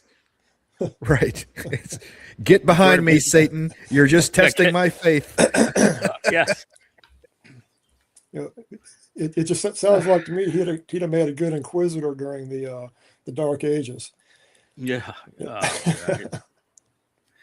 Very, very, very, very sad. His bit, if you happen to go on the blog page of yadayah.com and you listen to him, this one is just plain out funny. It's that new rat virus that affected the people on the ship. It's not contagious to any normal extent, but it is deadly. And they were finding it's passed on through rats and rat feces and that sort of thing. And so he was saying, so why did it appear on a ship? He was asking himself the first question, why did it appear on a ship? And then he found out because the ship had a specific itinerary to go to a trash dump to birdwatch. And he said, what idiot or what cruise line is going to put on their itinerary, we'll take you to a trash dump so you can birdwatch. Right. Seagull, condom, seagull. The only thing better is let's now we have discounted cruises through the Strait of Hormuz. I mean that's the only. Yes, yeah. Don't need showers. You'll wash up in the morning right on the beach, right? Right. Scott Ritter is. I love him and hate him. He has, in my book, become too much of a zealot now to be amongst the credible spokespeople, even though what he says is largely true. What's happened to him is that he is just fed up with the media in the West, both social media and also with the mainstream media, trumping Trump and pretending that America is winning the war with Ukraine and America is winning the war in Iran when we have been clocked in both places. And he is just so tired of the rhetoric in Europe and America blaming Putin for Ukraine as opposed to holding the United States accountable, and blaming the Iranians and the bomb for what's happened in that unwinnable war, that he has gone ballistic. And he is one now of, well, I've watched, every night I watch about an hour of YouTube programs because I want to stay abreast of what's happening in the news. And I find it much more effective than the mainstream media. And I can't stomach social media anymore. And what I've seen is that two things have happened, and they've happened ubiquitously. One is that every host will eventually revert to, it's all Netanyahu's fault. Israel is the blame for all of the evil in the world today. Jeffrey Sachs is an example of that, but they're all there. And the second is that one after another, they're coming to concur with what we have assessed of Donald Trump. He's not just wrong. He is just not suffering from some neurological malady, that he's demonic, that he is literally insane, mad, and demonic. And Scott Ritter now is one of those people who will say, you know, you cannot ask me what I think is going to happen, because you're talking about a demon who is mad, literally insane in the White House. And so it would be insane of me to try to predict what an insane individual is going to do. Yeah. Yeah.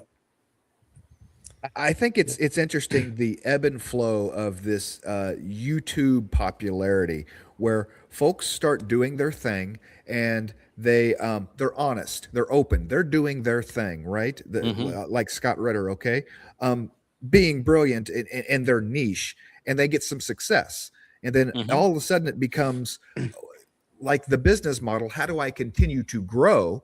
And so they start to use tools and things, and what happens is their YouTube algorithms, their tools they're using are telling them, this is the program. This is the program that got you the most views. It talked about Netanyahu. It talked about Trump. So that's where you want to start push, and that's where you want views. All you have to do is the number 1 and number 2, and even now number 3, most popular voices in the world in terms of audience size are Tucker Carlson, Candace Owen, and Joe Rogan. And there is a common theme amongst them: conspiratorial outrage against Jews. Yeah. And so if you see Tucker having the largest audiences in the history of the world, far more than any mainstream media outlet can provide, and Candace Owens right on his heels, and Joe Rogan having been passed by them, but now trying to catch back up. And you find that there is one common denominator: a hatred, a conspiratorial plot, and a hatred of Jews. And so they have all moved into that arena, and they all echo the same trash. Now, there are some people, I don't think they do it for the algorithm. I think they just do it because anti-Semitism has been latent within them for a long time. Jeffrey Sachs is that kind of an individual. Jeffrey Sachs is somebody I encountered, about 7 or 8 years ago, when I thought I was the lone voice against the Ukrainian proxy war against Russia, where I had done my homework and I realized that it was all set up by John McCain and Lindsey and past U.S. presidents, beginning with George Bush.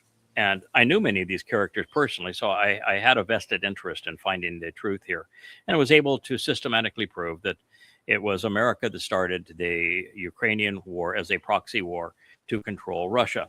And the only person that I encountered I counted no one in the first 5 years that would say that. But about 6 years in, I was passing a TV that we put in the kitchen, and it had Jeffrey Sachs on, and he was delineating the same points I had made about the path to the proxy war, using Russia, using Ukraine to kill Russians. And he had all of his facts, and they were all right. And I was just stunned that somebody else not only knew this, but had a voice and was communicating it. And and I remember sharing this man's name and what he had come to realize, and that he was exceedingly well versed in proving what I had been attempting to prove for better part almost of a decade by that point. And I continued to listen to him, and he then became one of the talking heads on the Iranian situation. And unfortunately, as a professor at Qatar U, Columbia University, he is a raging anti-Semite. And so you can't ally with anybody today. There's not a single person you can say, I can partner with that person because they are right about this. When I wrote Prophet of Doom initially, which you mentioned, Roger, earlier in their program, and I started doing some 5,000 to 10,000 radio programs on it and some television programs on it, I had all manner of people that had axes to grind against Islam that wanted to partner with me. And I chose never, didn't part with anybody, because they all had their own agenda. And you don't want to be associated with that agenda. Scott Ritter now has one. Jeffrey Sachs has one. They all have one. I remember I was recommending Glenn Dyson's show. He's a very articulate, erudite YouTuber from, I believe it's from Norway, and he has the best of the best in terms of these experts on the Iranian war, and prior to that, it was on the Ukrainian war. And he had the former Assistant Secretary of State and former ambassador to Saudi Arabia as a guest. He's had this man as a guest a number of times. And this was the day after, or maybe the evening after I had endorsed that show. I said, it's probably consistently the best in terms of providing usable information about these wars. And they also do a series. He does a series on economics, world economics, and the destruction of the petrodollar and the demise of the U.S. economically. And they're all very erudite. Yes. And this is not a show where you can slumber your way through it. You got to pay attention. Now, I'll have the closed captions up while I'm listening to the show so I can process it, because these are well-informed men who are typically college professors, or they have been engaged in the military or politics in such a way that they know their material. And so that evening, he had that same guest on. It's a very dignified old man that speaks with considerable knowledge. And he has moved to present Netanyahu, who I can't stand. I think Netanyahu is a great disgrace to Israel, but I love Israel, even though I can't stand Netanyahu. And he was presenting Netanyahu as the second coming of Satan. And he said that what Netanyahu, second only to Jews killing Jesus, is the greatest source of anti-Semitism in the world today. Yeah. And Glenn Dyson just sat there and did nothing. Right. And I turned it off. I've never watched Glenn again.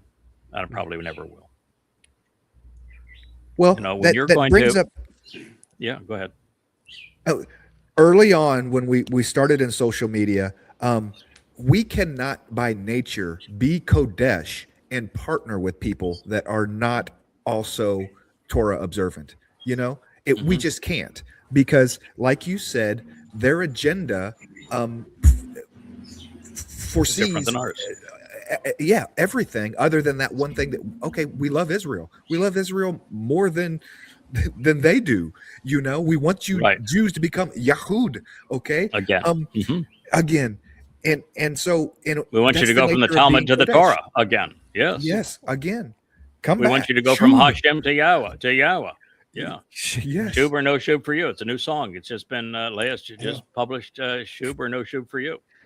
I thought she was supposed to be taking a break. I thought she was supposed to be resting. I made her swear she wouldn't sit in that chair past 8 o'clock. We had, I have a whole list. I think there's 15 things on the list. These are the 15 new agenda items, and these are to guide your recovery and restoration.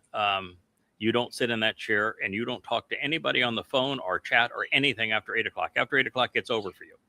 Solid. And by the way, you're going to take 2 days off every week and do nothing that is related to this. It's the fact of the matter is, I know you have a passion for the Torah, you have a passion for your people, you have a passion for Yahweh, and you have great style and a lot to contribute. But the fact is that it really isn't your job, and the burden's not on you. I've drugged you with me through time, and you've been great at times, but the burden's not yours. And I finally, first of all, I was made for this burden. I mean, I'm just, my whole lives, I've been geared for this burden. So it doesn't bother me as much as it would bother other people. That's Leah, and she's promoting one of these books, and she's in the midst of the Shavua harvest. So she has branding instincts that are superlative. I've never met anyone who has such style and such understanding of the Torah and can bring a sense of beauty and style together with words and music and images to tell a story. She's exceedingly gifted in this regard. But she's not built for it. Right?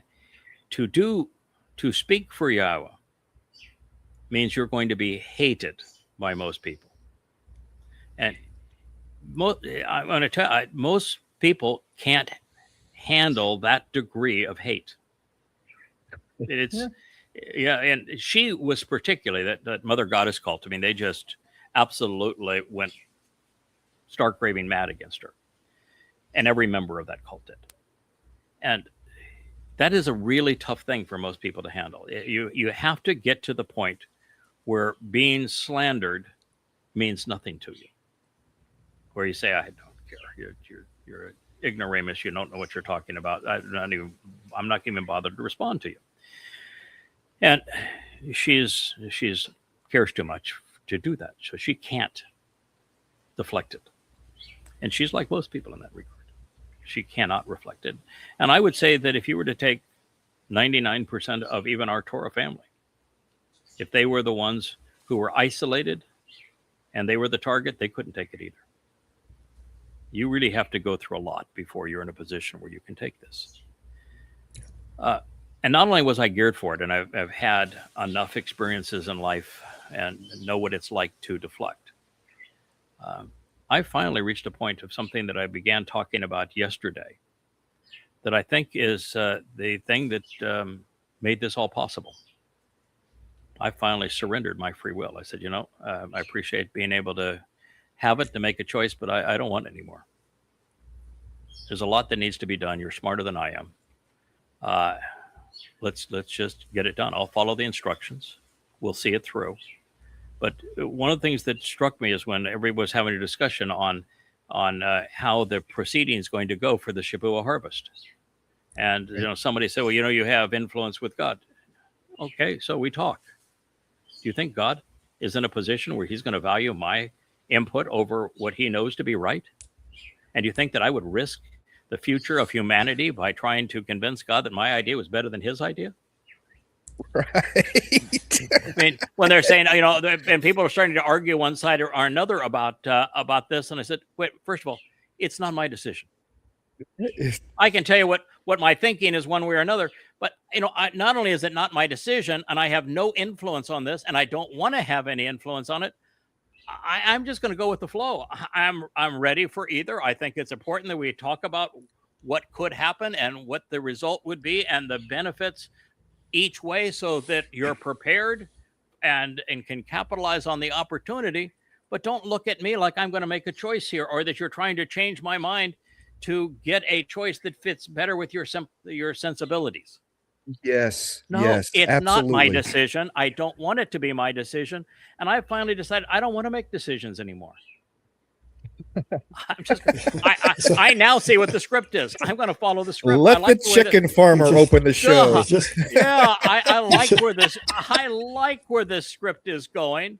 And if somebody's going to open the door to a conversation that's a thought conversation, I'm happy to chime in, but I'm just going to follow the script.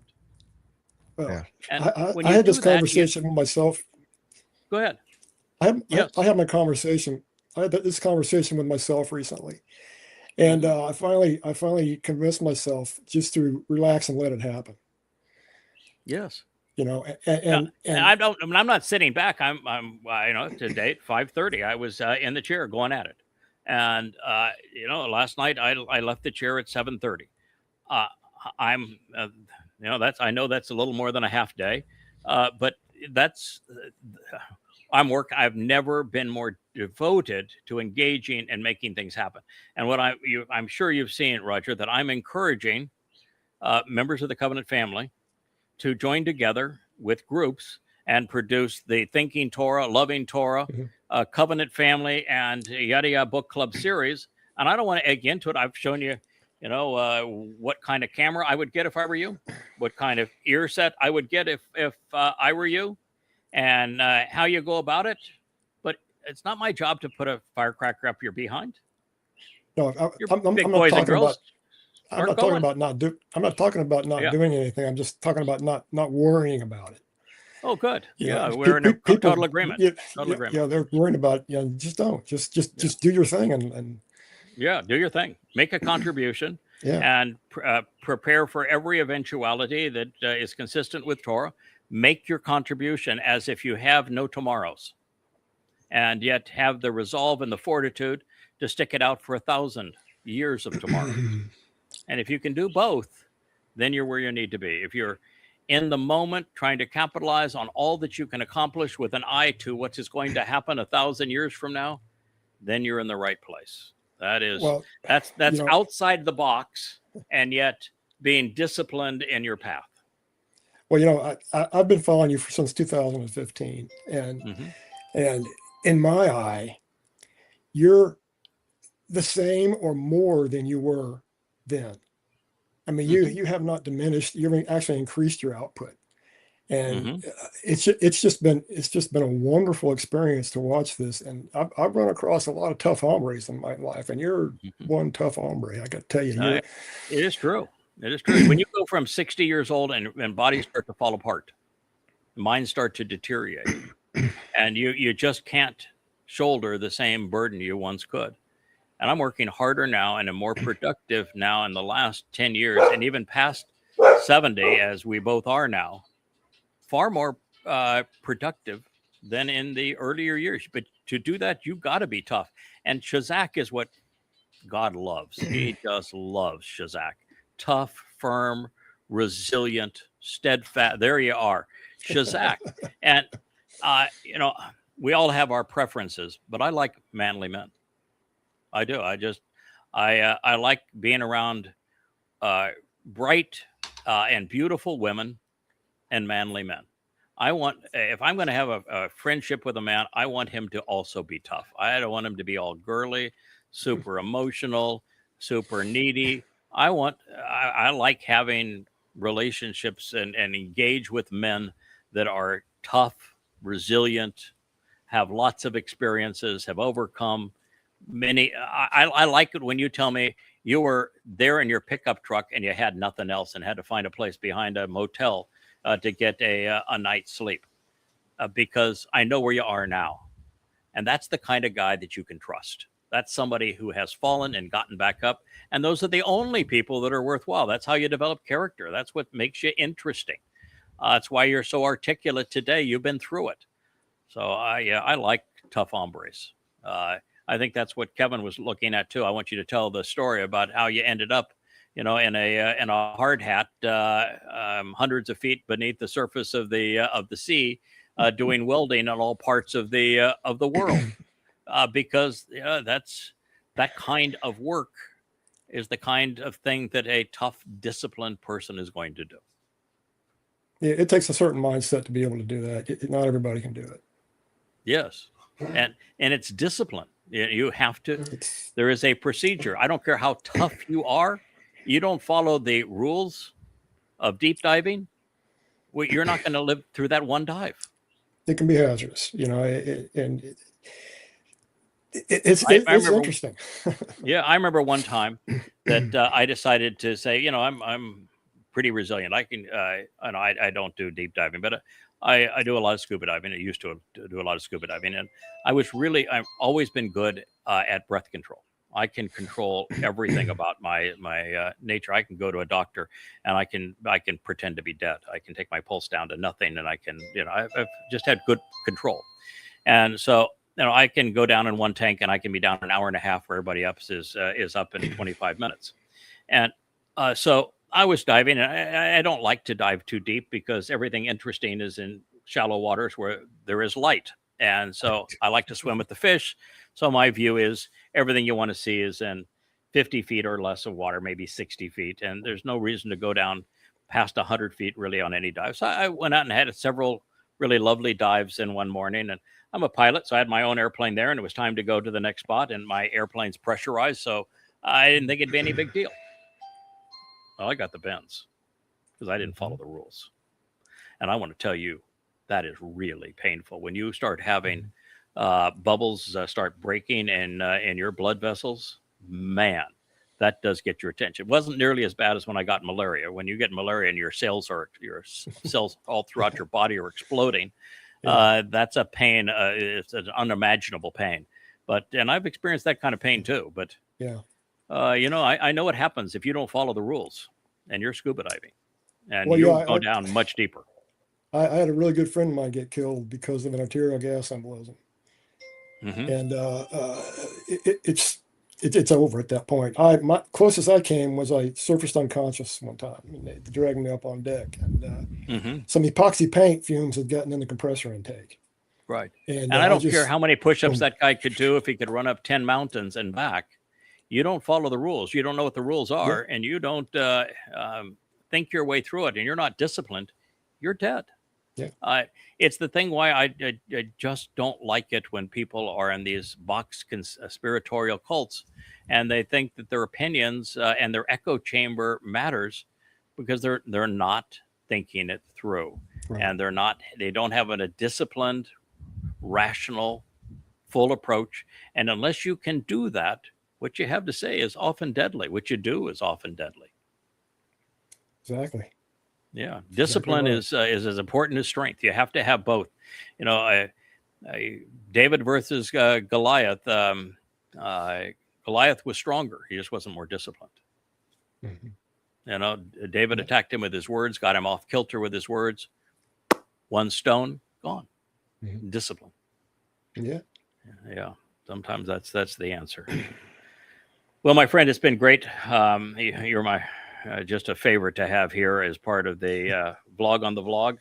What a wonderful discussion today. We actually got to some news today, and that's Right. a real plus. So happy to do it. I am working diligently to get these 3 books of Coming Home 4, 5, and 6 ordered. Currently, I'm trying to write a very thoughtful introduction as to how Chinook, as Noach, as Mydod, as Boaz, was reintroduced as Ethan Hawes Rocky with his wife to save Dode, who was once Adam, who became Shem, who was then Eldod, and was a shepherd boy filled of promise.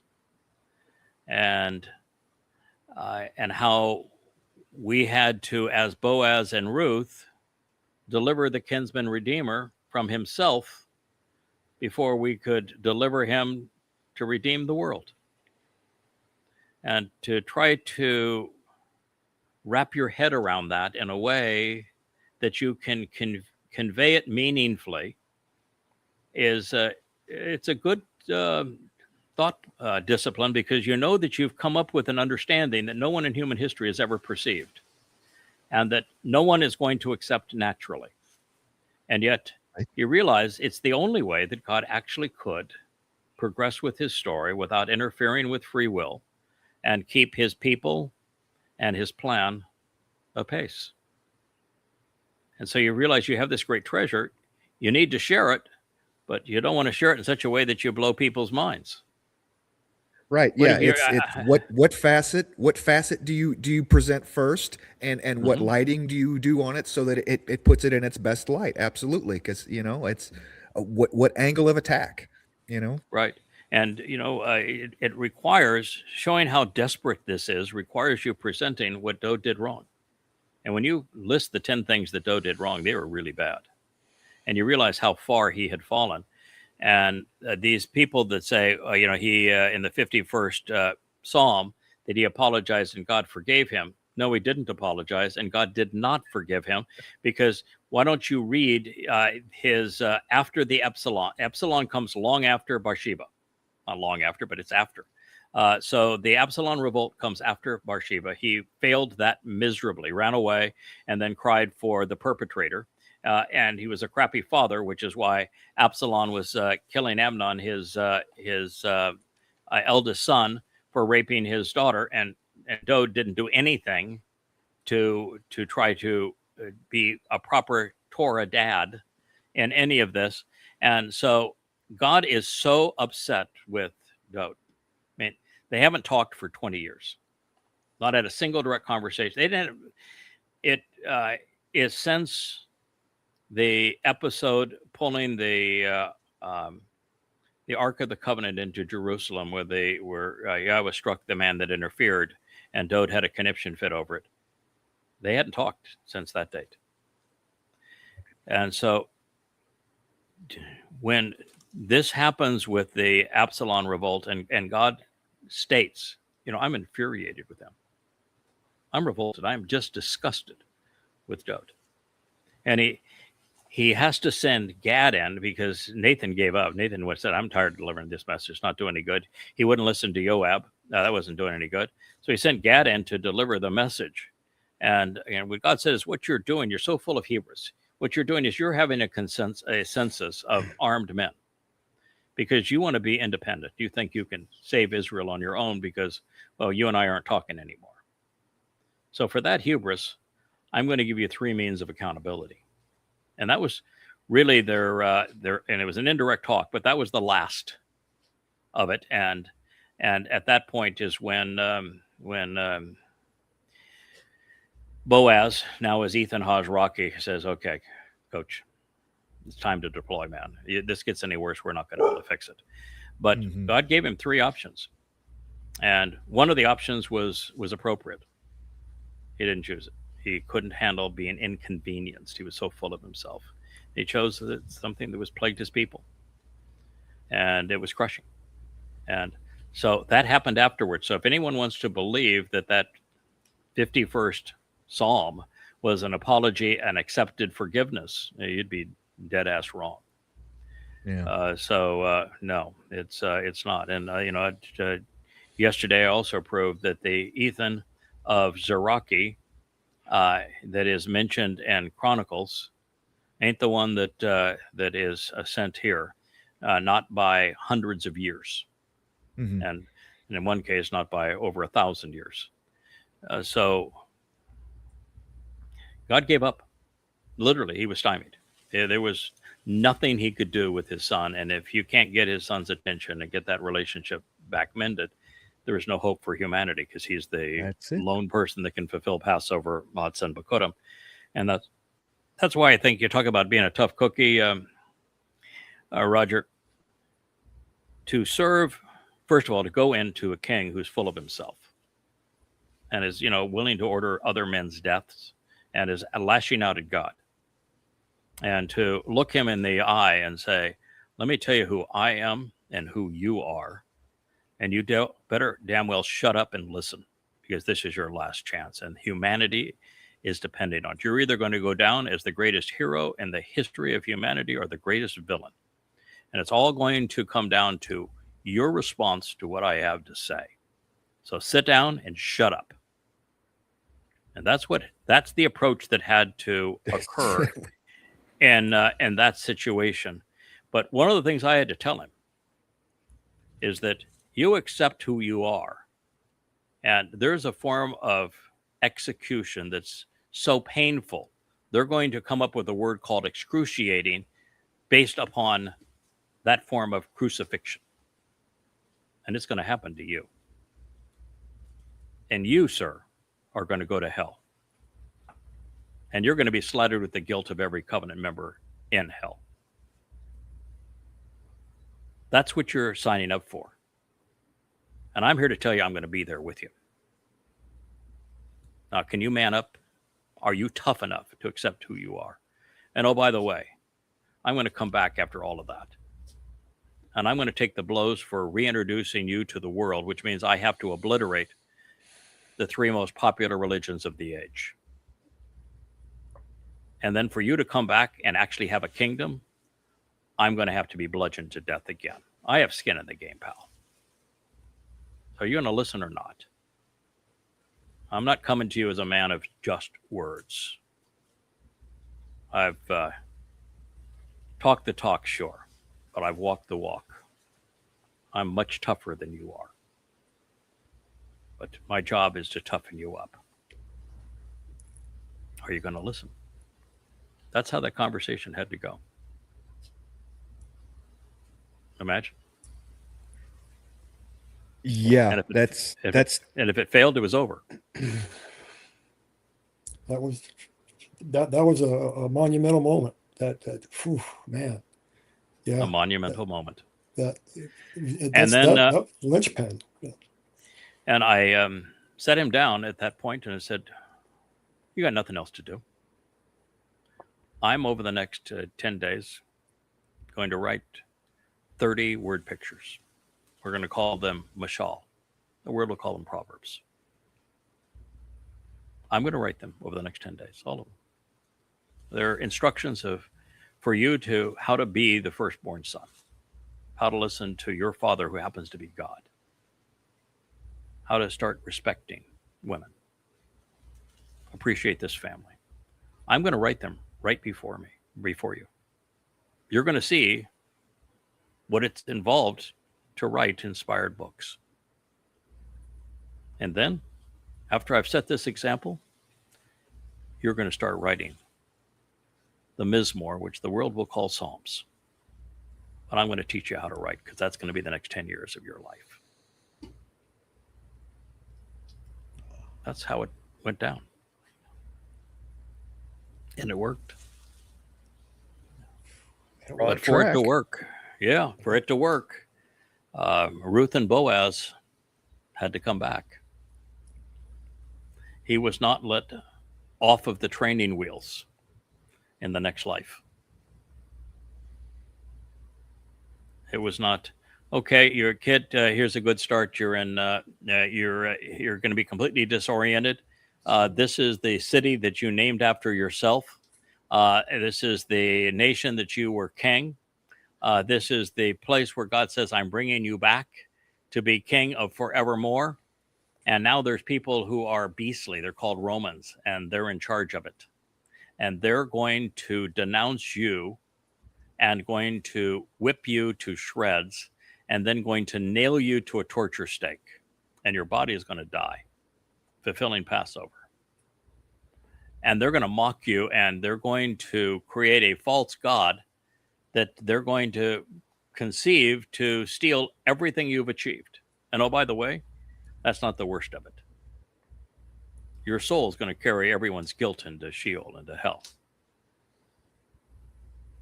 Hey, you ready?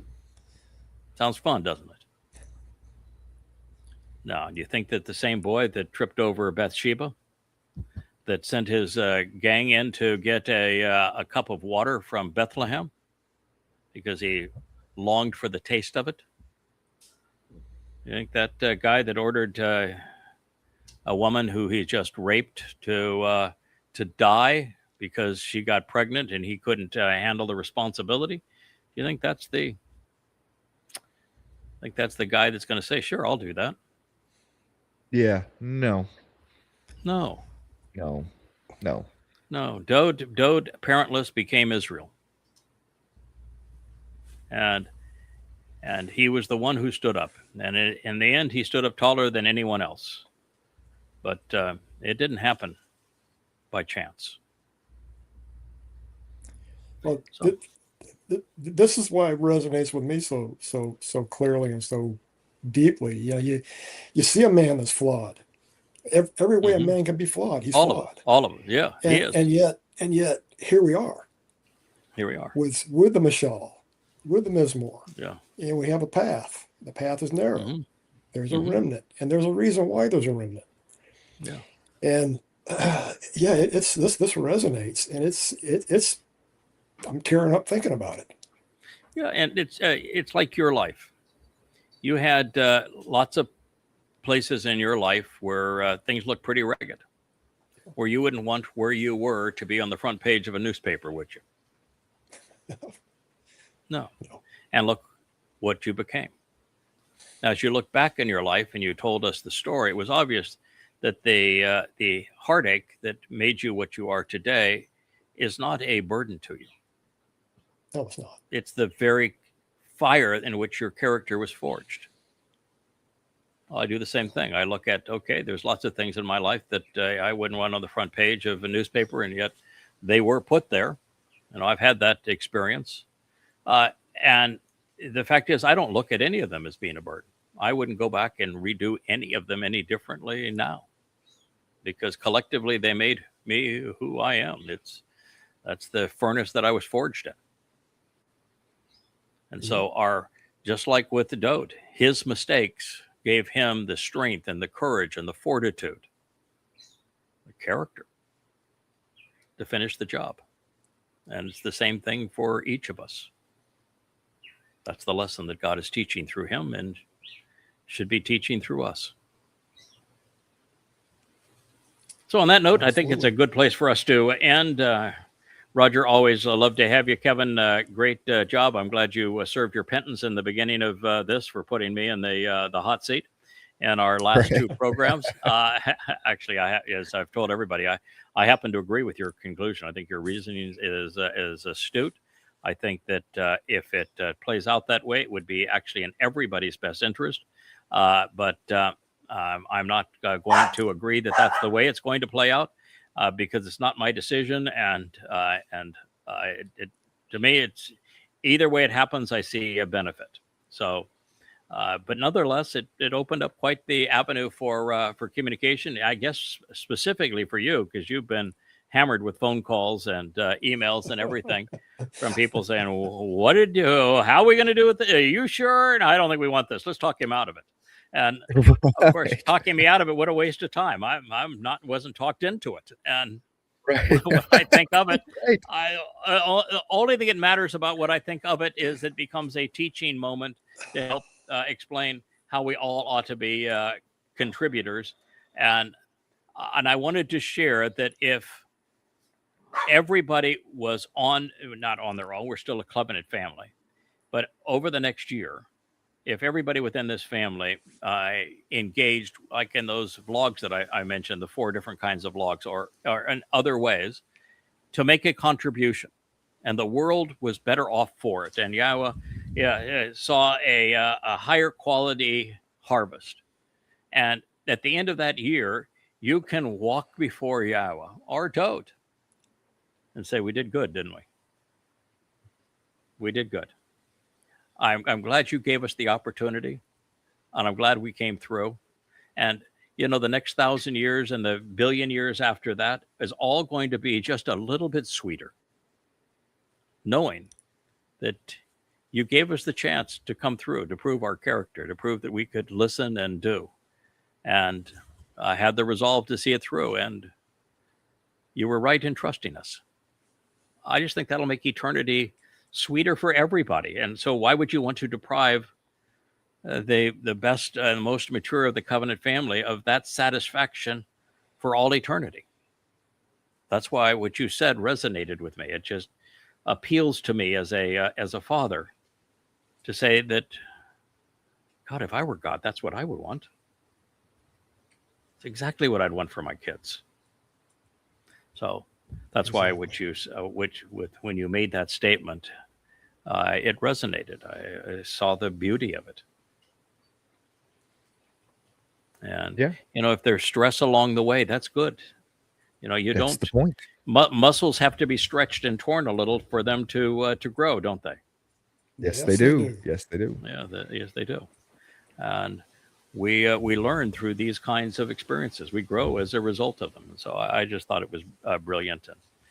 And I hope you guys choose to do Thinking Torah. I think it would be the just a marvelous foundation of that. I think that, I don't know all of the most thoughtful people in our community because I just don't have access to everybody. I guess we have the world's strangest cult because I don't try to mold anybody into my image or anything else. Most people are then in the community, I really don't even know. It's just it's not my job. I'm supposed to know Yahweh and share what I know about Yahweh. And it's just there's certain people that my job isn't possible unless those people step up around me. And the people that do have all done so voluntarily. I didn't go out and say, I need you to do this. They've all stepped up voluntarily. But, the people that I know that their whole process is cerebral. Mike Beati, who does the Family Hour now with us, has been my fact checker for years.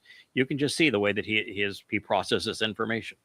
JB, I have enjoyed for all of these years because he's one of those people who prefers and is comfortable operating in the realm of constructive criticism. And he does it so beautifully, and he's so thoughtful about it that I think he would be marvelous at it. We have this Doe Comlin who I'm working to encourage, because she's an introvert too, and she's kind of off grid. but she's brilliant. You read what she writes. She's the only person that I know of our family that consistently writes at the same level that you do, Roger. And you read everything you read. It's a treat for the eyes and for the mind. And so I want her to be part of it. I think that would be a marvelous thing, and I think it'd be very good for her. And I want you, Roger, to be part of it for the reasons we talked about in this program. And Kevin is the Elia of our group in terms of he interacts with people in a fairly Elia-ish fashion.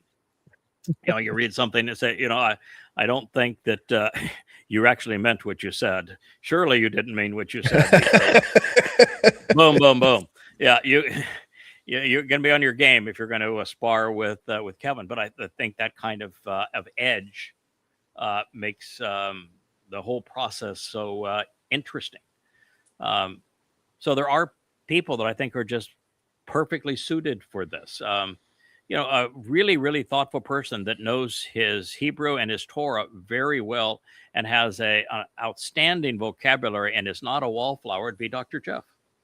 He'd be another ideal contributor to this family. And then you could get someone like our beloved Shannon, who goes off and meets everyone and has had a world filled with heartache and joy. And it just is so real when he spends time with people and can react and relate to people on all different levels and ages and maturity and genders. He'd be perfect. He'd be by far the best to the Covenant family, and being the host of a show and interviewing everybody on a program like this. And there are people that have a really high emotional IQ that you can just see the level of support. Matt with Cats, who we've had on the program, I know that he is driven intellectually. He's a very smart man. And what he says is always thoughtful. And he would not consider himself, I think, particularly emotional, but he has a really high empathy for people. He's constantly reinforcing people. Loving Torah would be ideal for someone like that. Absolutely. And, you are seeing more. You are seeing more in us as the Covenant family than we're seeing in ourselves, and it's that gentle nudging that we have to. And sometimes gentle nudging doesn't get it. That hey, let's just start. Just do this and start, and it will go well. Trust me. Yeah. Yes, it will. Start. Go for it. Start. It doesn't. You're going to make we've got a couple of 100,000 invested in our equipment here. You don't need that. We've isolated. Rich bought it. Just to think of the difference in Rich and other people. He's sitting beside me. He knows that anything he sends to me to buy, I'm going to buy it. And yet he saw some things that he thought might be really interested. Didn't ask me to buy because he wasn't sure they were going to work. But he spent $1,000 on them. And here they arrive, and they're magnificent what they can perform. And it probably didn't even give a second thought to the fact that he had spent money doing this, because he thought, boy, this could be the answer for all of those we're encouraging to host programs. Rather than having to use your laptop camera or your phone camera, here was a camera you didn't need any lights. It focuses no matter how far you're away. You can hold up a book or something and it will refocus on the book. You can walk around the room and it will follow you around the room. And it has a microphone built into it. Right. What a great thing to have. And so, we're setting you up for it, but you ought to actually make an investment in it. And I know that people that are living on meager means, but $118 for a camera, microphone, and another 10, and girl optional, but another 10 for ears, maybe 30 if you want the really fancy ones. I mean, why not? I mean, what are you going to do with the money anyway? You're going to take it with you. I heard the other day that I have a favorite boat. It's one of the things I'll do it on Rhine is I've always liked boats, and there's a boat called Flying Fox that I've always been fascinated by, because it's set up for a sportsman that loves to be near the water, and it doesn't look like a cruise ship for a fairly big yacht. It's really stylish and pretty. and Homey, and the guy that bought it from a Russian designer is one of the emirs in the United Arab Emirates, and you just say, okay, and he has $400 billion of cash. All of that money, all of it. And his 3 yachts, of which Flying Fox is the smallest of the 3, they're ours. The fleet of airplanes, all of it. We get the wealth of our enemies. God's going to destroy them, but the things that have value, he's not. And so, you're not going to need a bank account where we're going. And just because I won't let you spend it on anything we're doing doesn't mean that you can't take an investment in your own ability to make a contribution. And absolutely, $150 isn't going to ruin anybody. So, buy that little camera. It's clever the way it works. And get a set of ears and start a show. We have the means to relate. Somebody can say, I'm one of those 6 people he's mentioned on Thinking Torah. I'm willing to take over as the host. Kevin, if you don't host it and set it up, then somebody's going to have to be trained on how to do it. But that's not a big deal. They, how many videos are there on StreamYard, which is what we use for a streaming service? You don't have to use StreamYard. There's probably 50 of them, but we use StreamYard. It works fine. It's not expensive. Sign up for StreamYard. Learn to use it. There's tutorials on it. Now, surely you and Rich know a lot more about how to use it than Leigh and I did. And Leigh and I were the ones, we found it. We started with it. We learned how to function with it. We weren't very good at it, but we made shows. Yeah, that's And you go back and look a year later, and you're like, wow, look how our production quality, look how everything has just gotten better all along the way. Mm-hmm. Of course, yes, much. The host hasn't changed much, but all of the stuff around him has blossomed. It is vastly superior to where we were. And it's, largely as a result of the 2 smiling faces in the upper left of our screen here. And by the way, that camera that's now on Rich, that is that little guy, isn't it? Yeah, same one. So if you move, you see, look, it follows him, keeps him in focus. He has a bright window behind him, and yet his face is still properly exposed. There are no lights of any kind on Rich. And look at that. Tell me that's not a great camera. Yep, just got some bugs to work out. Yeah, but you'll figure them out for people. Are you using its microphone or a different microphone?